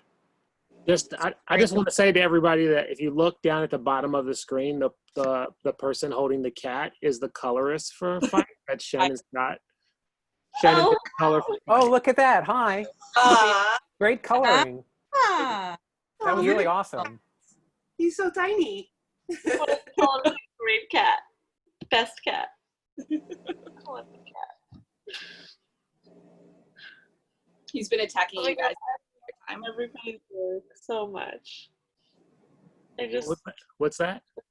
I loved everyone's work so much. I'm like very emotional. I like my own family. I just miss this community, with like people making comics and like talking about them. I just miss it so much, and it's lovely that this can be a thing. And I got to see so much new work. It was fun to do it this way. I really liked it. Oh, good. I'm glad. Technical difficulty, but it was still fun. I don't mind doing presentations this way because, like, you see, like when I'm on stage, I don't see anybody really. You know what I mean? You're just like, you're at the bottom of a well, in the dark. But you actually can see faces, and yeah, this is kind of cool. I like it. Okay, well, good, because I don't know when we're going to be able to do it any other way. We may have a lot of times for you to have the perfect presentation. I have a question though. Are people watching it on Facebook, like separately from Zoom? I think that it's on yes, I haven't even pursued that, but I know Dixon Place set it up to watch on Facebook Live. I don't know how that works. Obviously, I don't know how Zoom works yet, so we're still figuring it all out. There's like a little thing on the upper right-hand corner of my iPad that says recording live on Facebook. So. Oh, yes, that's right. I got a note from someone who said they saw my work just now, but I don't see him on in our grid. Right, right. Yeah, so I did share the whole thing live on the Carousel's Facebook page and onto Dixon Places. So yes. Thank you. That's Mike, everybody. He. Oh my God! Mike. Thanks for helping me. No worries. Thanks for helping all of us. So that's great. Yeah, so speaking of which, if any of you were on Facebook and watching this, either talk to each other or I will look at Facebook when this is all over. But if you're saying anything important, I can't see it, so give me a call. Operators are standing by. Maybe I can take a call now. That would be hilarious if someone called me. Anyway, yeah, so we're working it out. Anyone else? Mom's on Facebook, and she's gonna be like, "Oh my God, I can call Bob." If you have my number. Oh, look at that. I'm going to put them on speaker. Hold on one second. Hi there. Hey, Bob, it's Joel. How are you? It's Joel. Joel, hey, how's it going? Did you see the show tonight? It was really good. I did. It seemed like there were some technical difficulties, but you guys got it together there after a while, though. Yeah, I think so. Yeah. I'm getting a little echoing, so I'm going to cut this joke short, but thank you. All right. I appreciate it. So, all right. Let's see. What else? I have a question if no one yes, else. Please. Maya's good with keeping it moving. Yeah, I'm keeping it snappy. No, a question for all of you is how have you, I mean, I think for Carolita and Brian, maybe this is a little more clear because of the nature of the work that you were showing, but have you been finding that making comics recently is helpful for you, or that you felt like you needed to take a break from that and kind of work on some other things during all of everything that's been happening? I think mostly, so I did a comic on my Instagram. Like I didn't do anything for like 2 weeks, like just like nothing. I'm working on a book, 2 books right now at the same time. And with everything that's going on, for like there was just a period where I just went and I bought like I bought one of those egg style grills, and I decided that I was going to perfect cooking a brisket, because like I couldn't think of, like, I just couldn't do anything else, because it was just so over, like, I guess with all the protests, you know, like being here for a long time, I have 4 children, 4 like adults. They're like not even children anymore. They're all adults. But, and like, and so my mom lives with us and she's 70. She's actually just got on a train and went to Virginia. So there's like 8 people in my house. And we have enough space to get around, but it was like being afraid for everybody in the house. And then the stuff with George Floyd happened, and it was just like, I did this comic and it was just like a word balloon over my head that was just said, fuck. Cause it was just like, that was how I felt at the moment. And it took me a while to get out of the kind of rut of like the world just sort of seeping in. But that's how I make sense of the world, is to draw comics. So like I just went back to like I just like immediately got back into that, because that's the way I make sense of the world. Me, I couldn't work. Like I couldn't do gag cartoons for like a month. I actually wrote my editor and I was like, I got nothing, you know, I got nothing, and everything I thought of just seemed so stupid. And habitually, when I have no ideas, I'll go back and look at the hundreds of cartoons that I didn't sell and see if I can improve them. And all of them look stupid too. Like I was like, and none of them are relatable right now. Like, you know, like I don't even want to see someone touching someone else or speaking within 6 feet of someone else. So yeah, I literally said like, I got nothing. And I don't know if it helps. You know, it's like one of those questions where people, I mean, I know you're a fellow cartoonist, Mael, but like a lot of people are like, oh, it must be so fun to do cartoons. You know, it must be a great way. It's such a fun way to make a living, or, you know, your job is so fun. And I'm like, it's not fun. Anything you do for money ceases to be fun, first of all. And then second of all, I mean, once your rent depends on it, you know, you're just like suddenly everything leverages on that thing that used to be fun. That's not fun. But also, I can't not do cartoons. Like, I mean, I can't not draw. Like, no matter what I do, I'll end up drawing.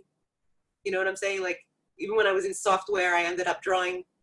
And it's not a fun thing. It's just like breathing. So the thing that I presented was just something that I did. You know, it's just like I did it. I had no reason to do it. I mean, you know, in the back of my mind, I was like, this is for my students. Because I wanted them to feel like, I don't know, that I was thinking about them. It was almost like writing, you know, those notes. I mean, all of us who draw cartoons, we probably drew during class in high school, you know, and passed around our little notes. It was kind of like that. It was like I was like writing under the desk during a boring English class while we were reading Aerosmith, you know, except this time I was writing at my kitchen table while I was sheltering in place during a pandemic. And while people were, you know, dying, and everything that was happening was making me feel worse and worse and worse. I mean, I was literally walking around feeling like I had a knife in my back, because that's how painful it was. So I guess the only thing that made the time go by was drawing. Like I'd be like, oh my God, it's midnight, you know, and here's another panel. Or I'd wake up in the middle of the night and think I got to do another panel. But it wasn't therapy. It's not therapeutic, and it's not cathartic. It's just something we do. You know, we can't not do it. We're like dogs that, like, when they hear a ball hit the sidewalk, they're like, "Look, there's a ball." You know, it's a reflex. We can't not do it. So anyway, that's that's to answer your question. It just happens. And I was glad that it, you know, like I without even meaning to, I was channeling what was going on in my life. You know, like the scarves and the the people being crushed. I mean, it was like, you know, I'm a staunch feminist, I'm a staunch like activist, but I'm like a coward and I'm afraid of crowds, and I get stomach aches like in Brian's cartoon, like I get the runs as soon as I'm in a crowd. So like I was like, the only thing I can do is draw, I guess. So the fact that I was drawing actually is just a good sign.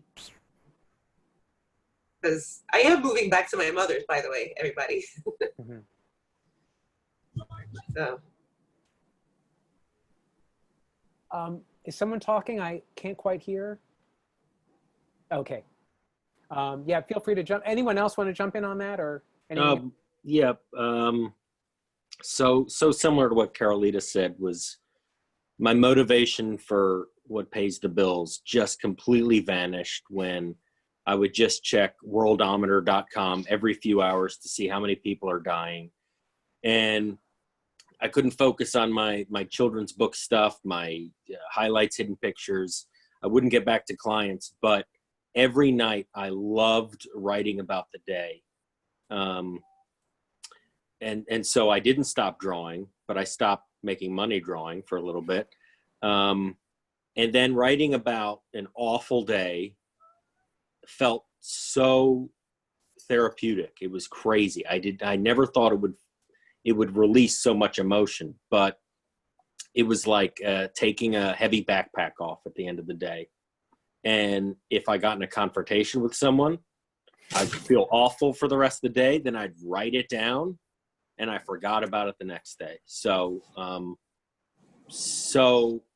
obviously I wouldn't be doing that comic if the world didn't change.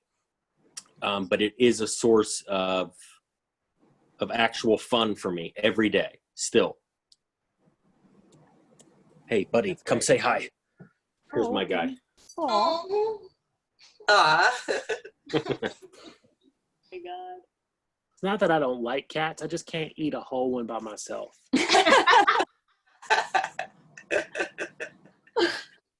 So dark. I'll jump in the question of the day, we'll call it, and say that I relate. My cat's like now crying now that she knows that we're talking about cats. At first, I want to say maybe around March. When did this all start? I am also a professor. I teach at DePaul. I teach comics at DePaul.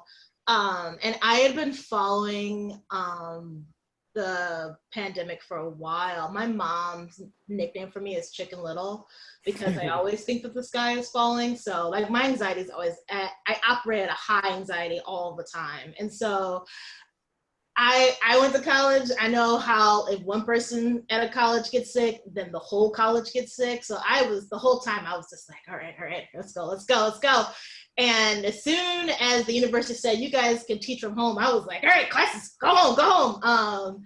Then I was kind of like, I took a step back, and it was definitely hard to make work. It was hard to be funny, especially in my Six Chicks comics. And with my Six Chicks comics, since they're one panel gag comics, I've gotten to a place where I like to antagonize my audience, because my audience, I have a lot of trolls. I have a lot of just people who just hate me and call me like the diversity hire and call me all types of things out of my name. So I like to make things just to make them angry because I'm punk and that's what I do. So I just keep pushing them. At this point, we're just having a conversation. But I feel it kind of, I had a hard time, and I remember kind of feeling like, is this it? Like, is there not, is like all industries going to crash? Like, how are we going to recover from this? And it really took until the protests kind of picked up again that I kind of remembered my place. Because I had my personal shift in my story writing. I want to say it was Mike Brown who was murdered, where I made a shift in my comics where I kind of stopped talking so much about just slice of life and relatable things, and my jeans don't fit because I ate a sandwich and stuff like that. And kind of, so it was like, I never really wanted to write those things. I just did it because I thought that's what people wanted to read. And I had the comic I won the Ignats for was my account with police brutality in Chicago, with the CPD, and how my life was put at risk when trying to get on the red line here. And with the recent Black Lives Matter protests and things like that, I kind of found my voice again. I kind of was able to kind of feel like, no, this is what I'm supposed to be doing. This is how I use my voice. This is how I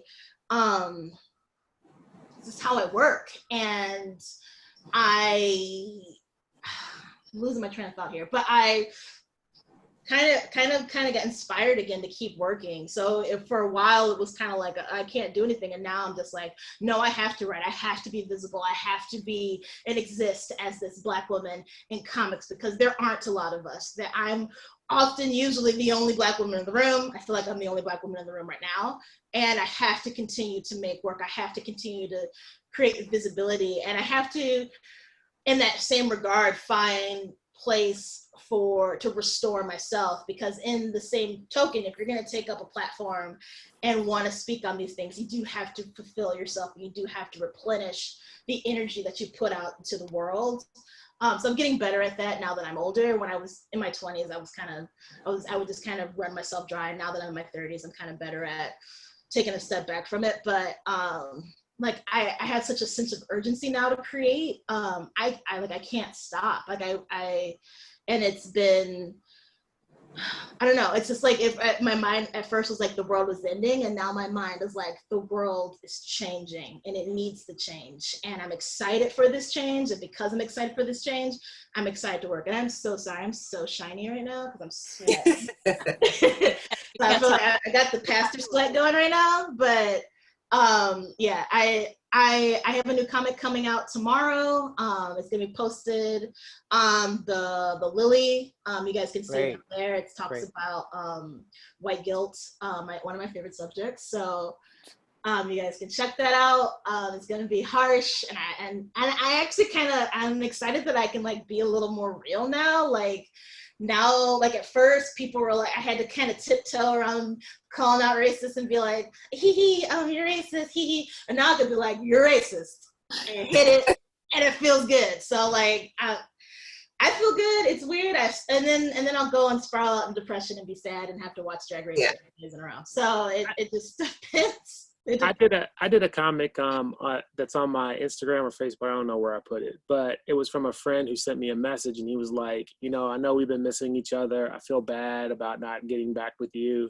I'm just like, I'm scatterbrained, and I'm ashamed to be white in America. And so, I mean, he was genuine. He was just like genuine. And I was just like, don't be mad. And then I'm like, I'm gonna draw a comic.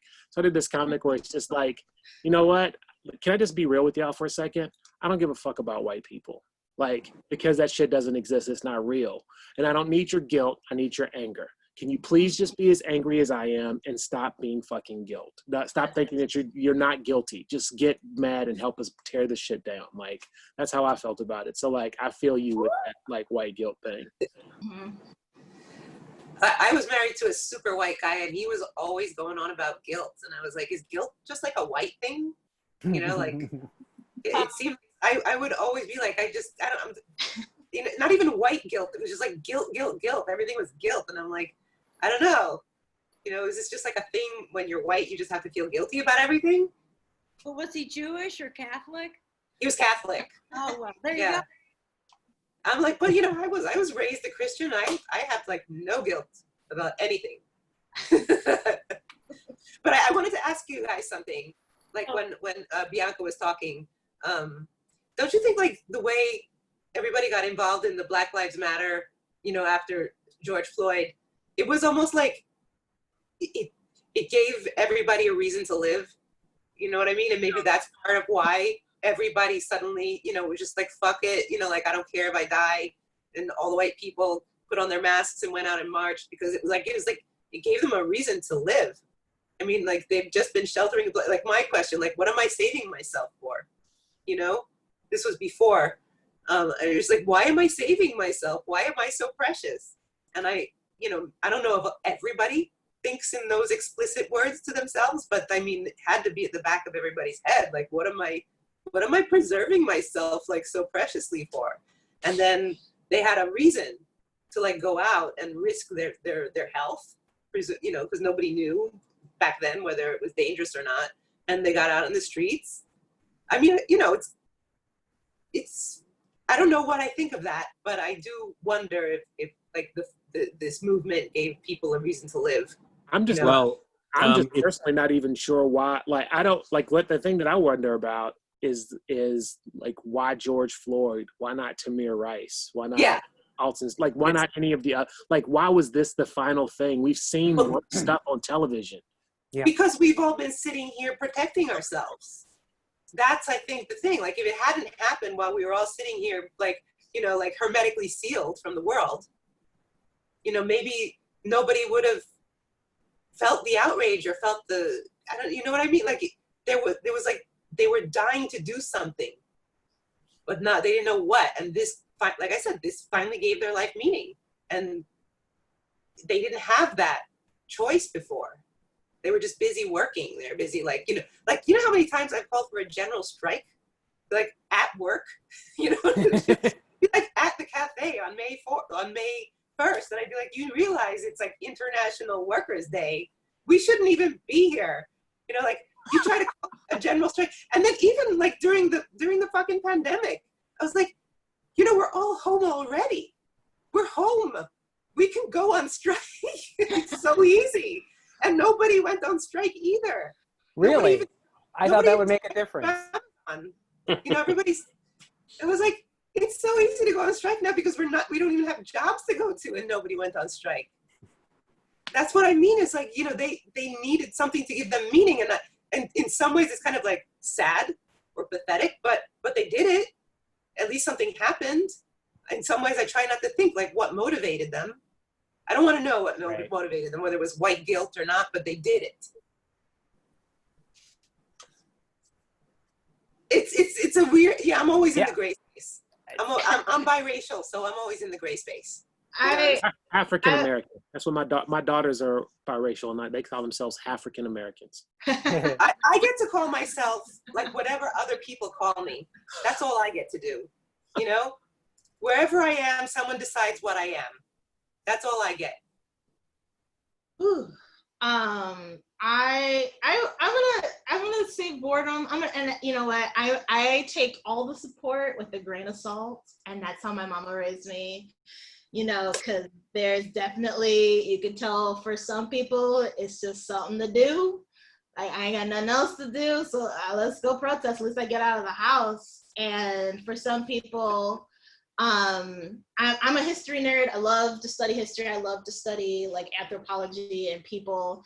And I knew there was going to be riots this year. Like, I was like, it's been a while since the LA riots. It's probably going to be riots this year. And because we're all being stuffed in our house, it's going to be an unseasonably hot year. We're just brewing up to something was going to break.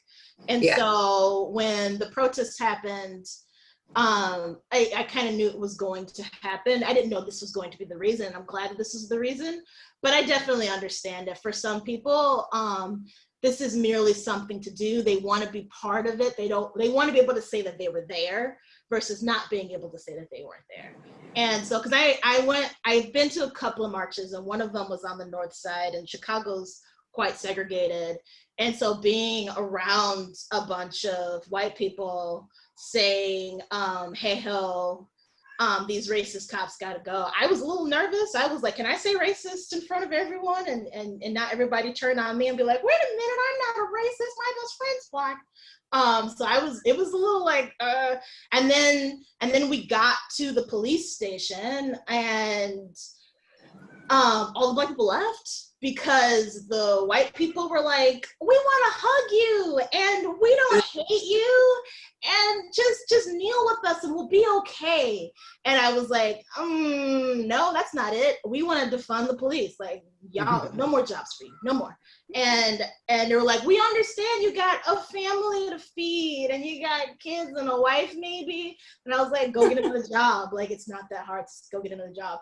And when I would chant the people that were murdered by the police in Chicago, like Laquan McDonald and Reka Boyd, no one knew who I was talking about. They only wanted to talk about George Floyd and Breonna Taylor. So there was definitely a lack of education.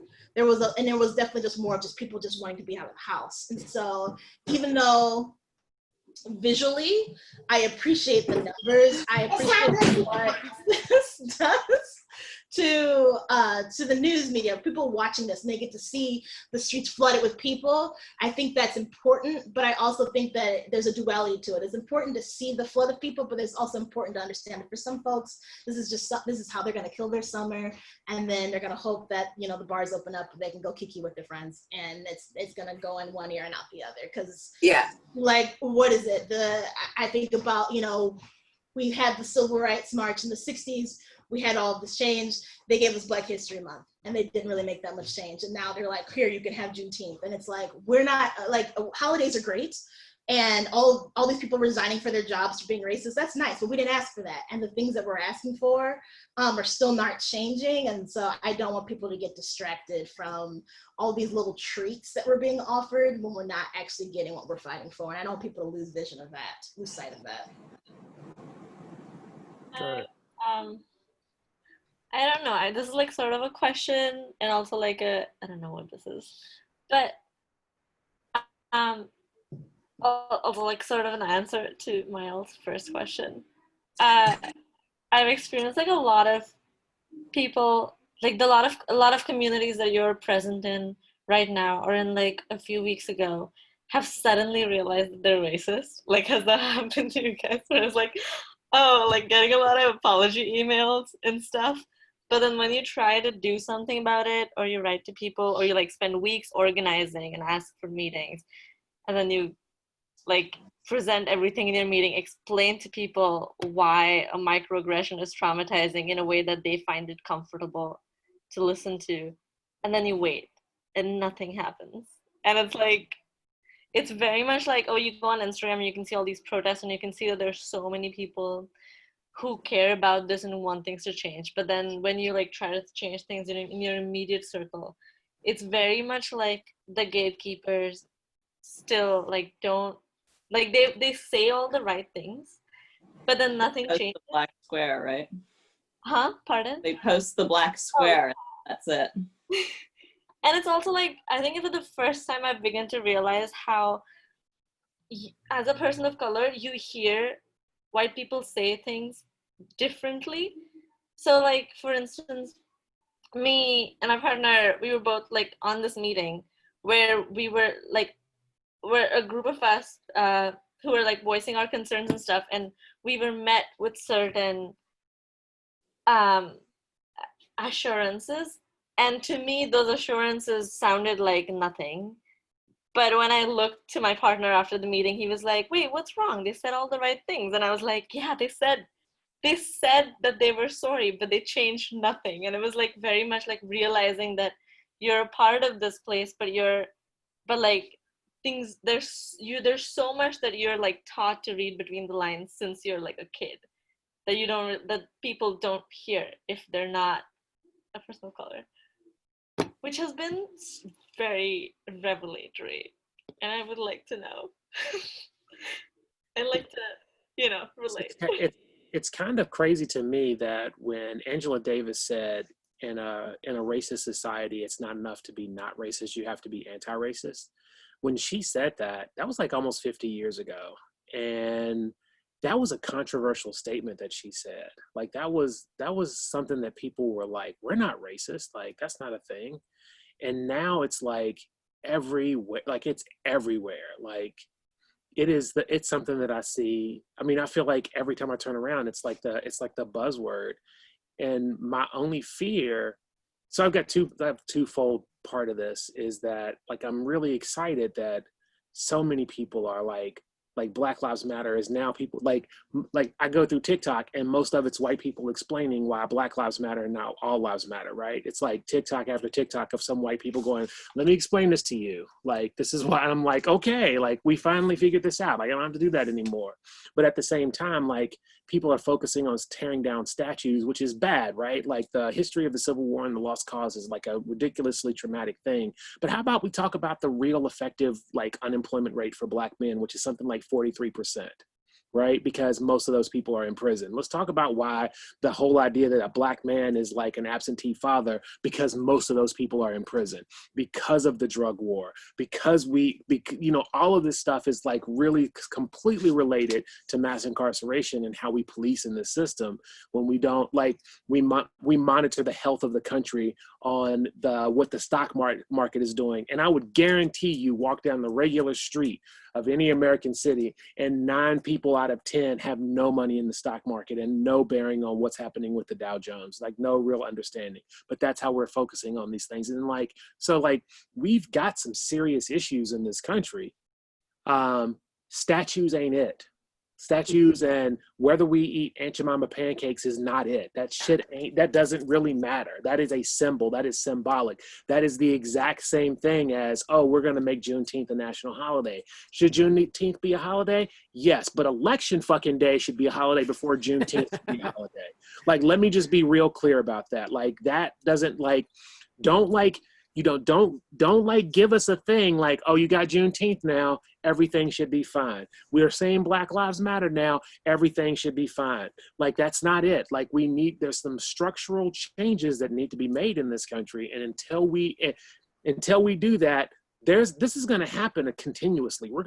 This is always going to be a thing. Like, thing is going to keep happening over and over and over again. So yeah, as much as I'm excited that all those white, you know, millennial 20-somethings are explaining Black Lives Matter and they put a black fist as their icon and they put up the black square. Like, I want to see some real changes. And what did the Republicans do? The first thing they did in Congress was trot out their black friend to tell us everything was okay and say that we're not a racist country. And as soon as he said we're not a racist country, I turned that shit off. Because like, what else? Like legitimately, America has a problem with racism like addicts have a problem with addiction. If we cannot admit that it's a thing, then we are never going to fix it. It's never going to be a problem. And there are too many people that still won't admit that there's a problem. You know what? As far as national holidays go, do you ever notice that like this day? No, but it's like it's a national holiday for everybody except the people who have to serve the coffee to the people with the, you know, with the money. So like, you know, you could go ahead and make Election Day a national holiday. Like, if I was still working at the cafe, I would probably still have to work. Like, a national holiday should be a national fucking holiday. Like, nobody opens.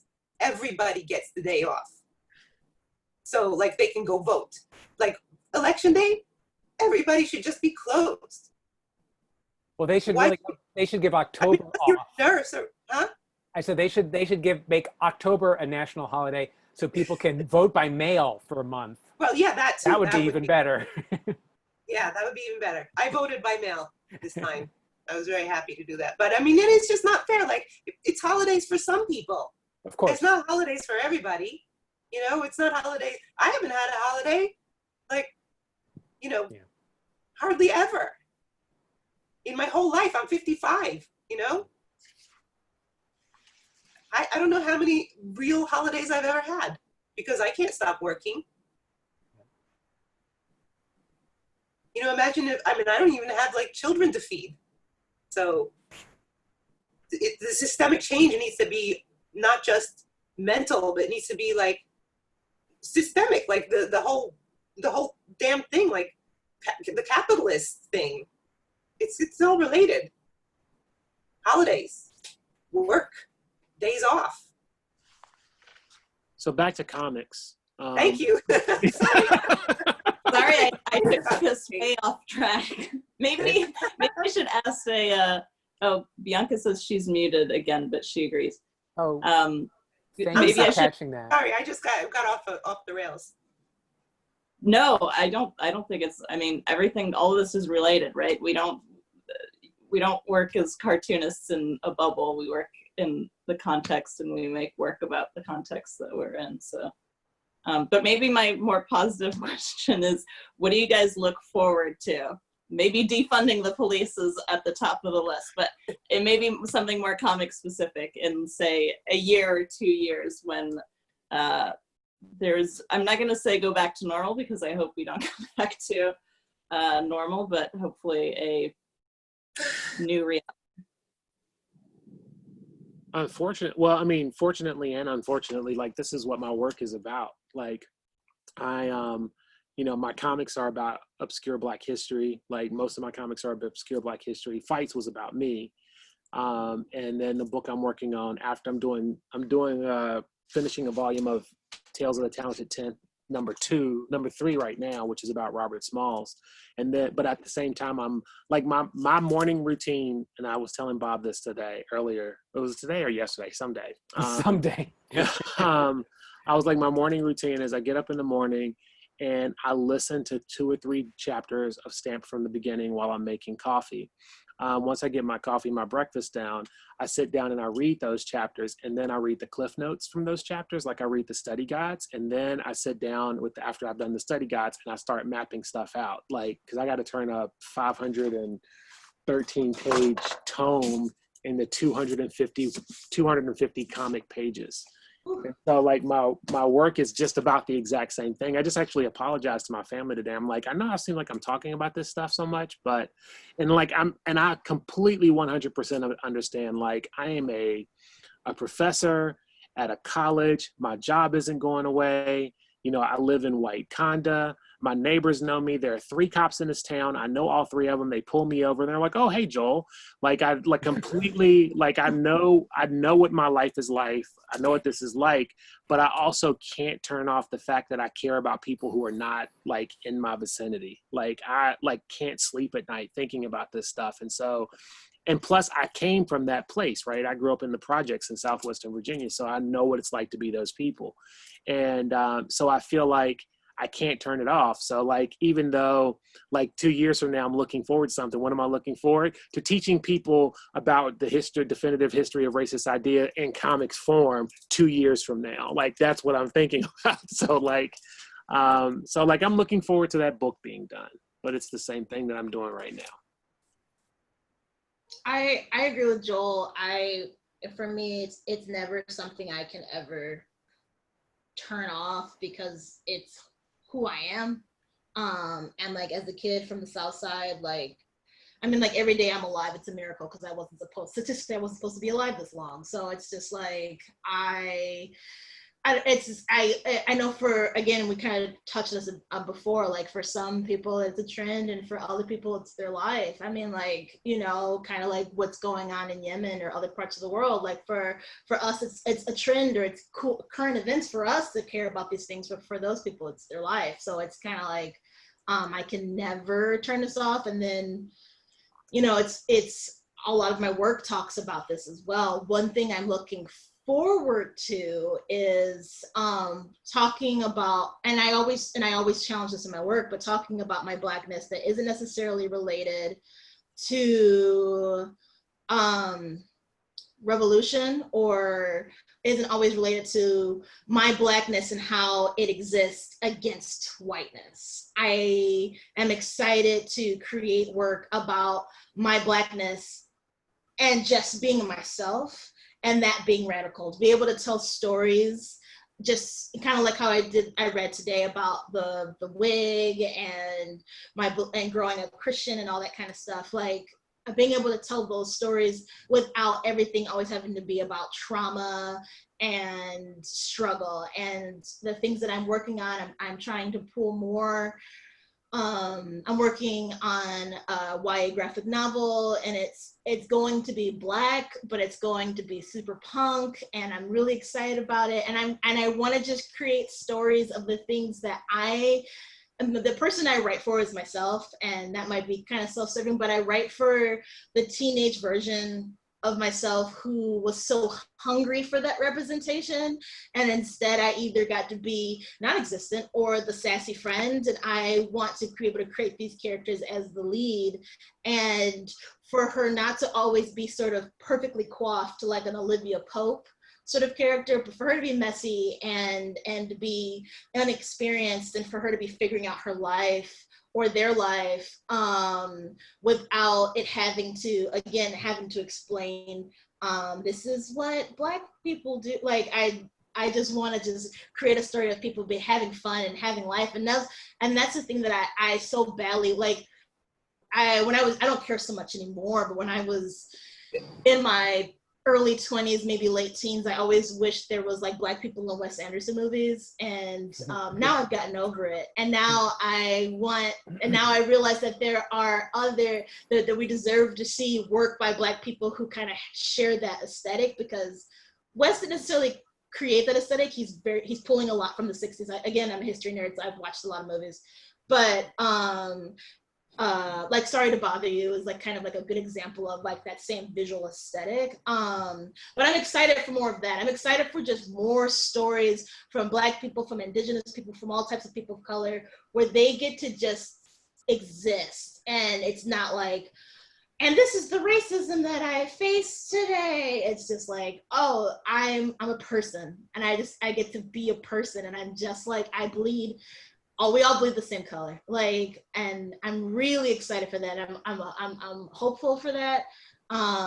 Another thing that's like random and weird, I was just thinking about my niece the other day, and I was excited that she'll be able to date, and she's 6, and she'll be able to date one day, and maybe she'll be able to date, and like her being worried that they might not like her because she's a Black girl may never be a thought that she'll have, and I'm excited for that. And that's just random, but I'm like, because it's always something that I've thought, and it doesn't matter, the person could have been Black themselves, and I've been all like, maybe they don't like Black girls.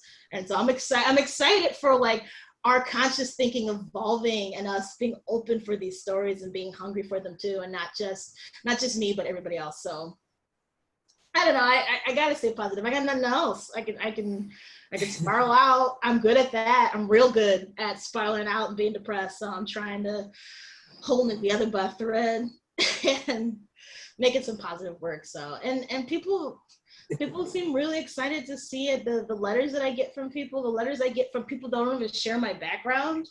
Like, they may not be Black, they may not be femme, they may be totally the opposite of me, and seeing that they see themselves in my work, it feels really good, because I've always had to look at white people's work to see myself in, and now that people can see themselves in me, and not just you are the Black one, so we're gonna put you over here, you get to exist for Black people, but to see I get to be something that someone can look up to, and be inspired and relate to, like, it just fills my heart, and I want to keep working on it. Again, I hope the world doesn't fall apart, and we can keep drawing. That'd be nice.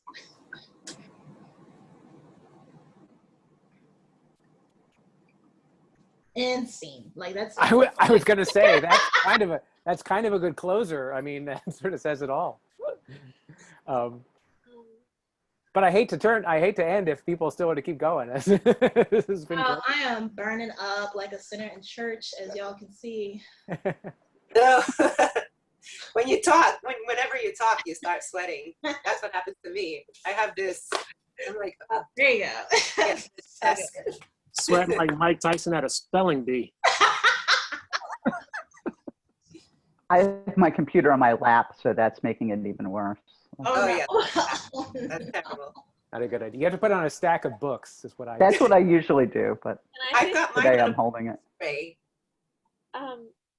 I was thinking about that question, like, what are you most excited about? And the first thing that came to me was like, I'm excited to become legal to work. And I was like, why am I excited to work? Because I'm not like allowed to work right now in the country. And in a year, I'll be eligible to be able to apply for the visa, which will take another year to find out whether or not it's gonna work. And right now, like yesterday, they signed these papers saying that they're suspending all the work visas. So I don't know, but I'm like hoping that they're like, I just wanna, like know that I can support myself. Like that's what I'm most excited about. Like that's long term. Short term, I look forward to going on bicycle rides. That's a new freedom. Have you been avoiding that? Avoiding bicycle rides? No, I didn't have a bicycle before.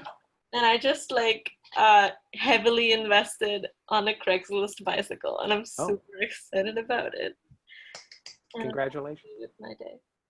I know it's like super not important.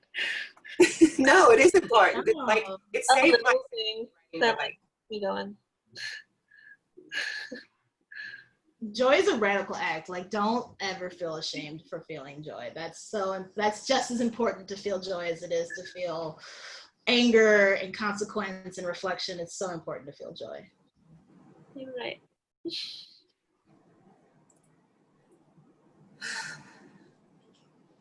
Bianca, you keep coming up with the perfect closing line. I know.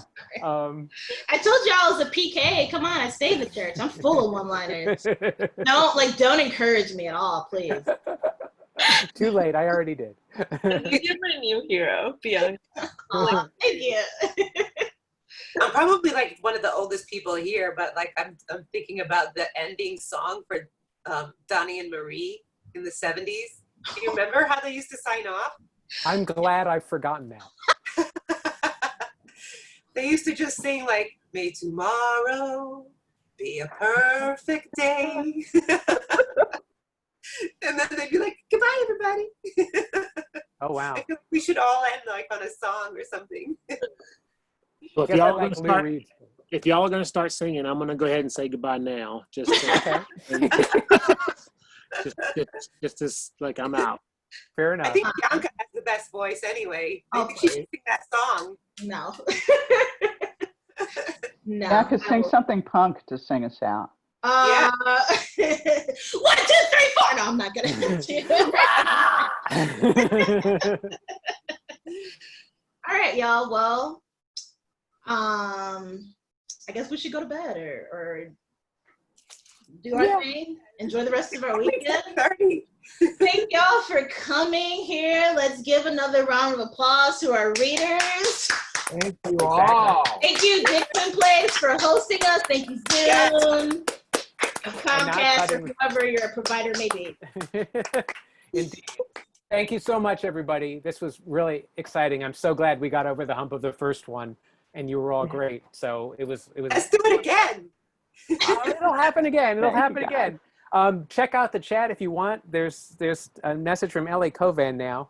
And yeah, we'll put this up on Facebook or YouTube, I think, after I look at the video and make sure it's all in focus. Thank you so much, everybody. Y'all take care. Bye. Bye. Thank you. Thank you. Bye.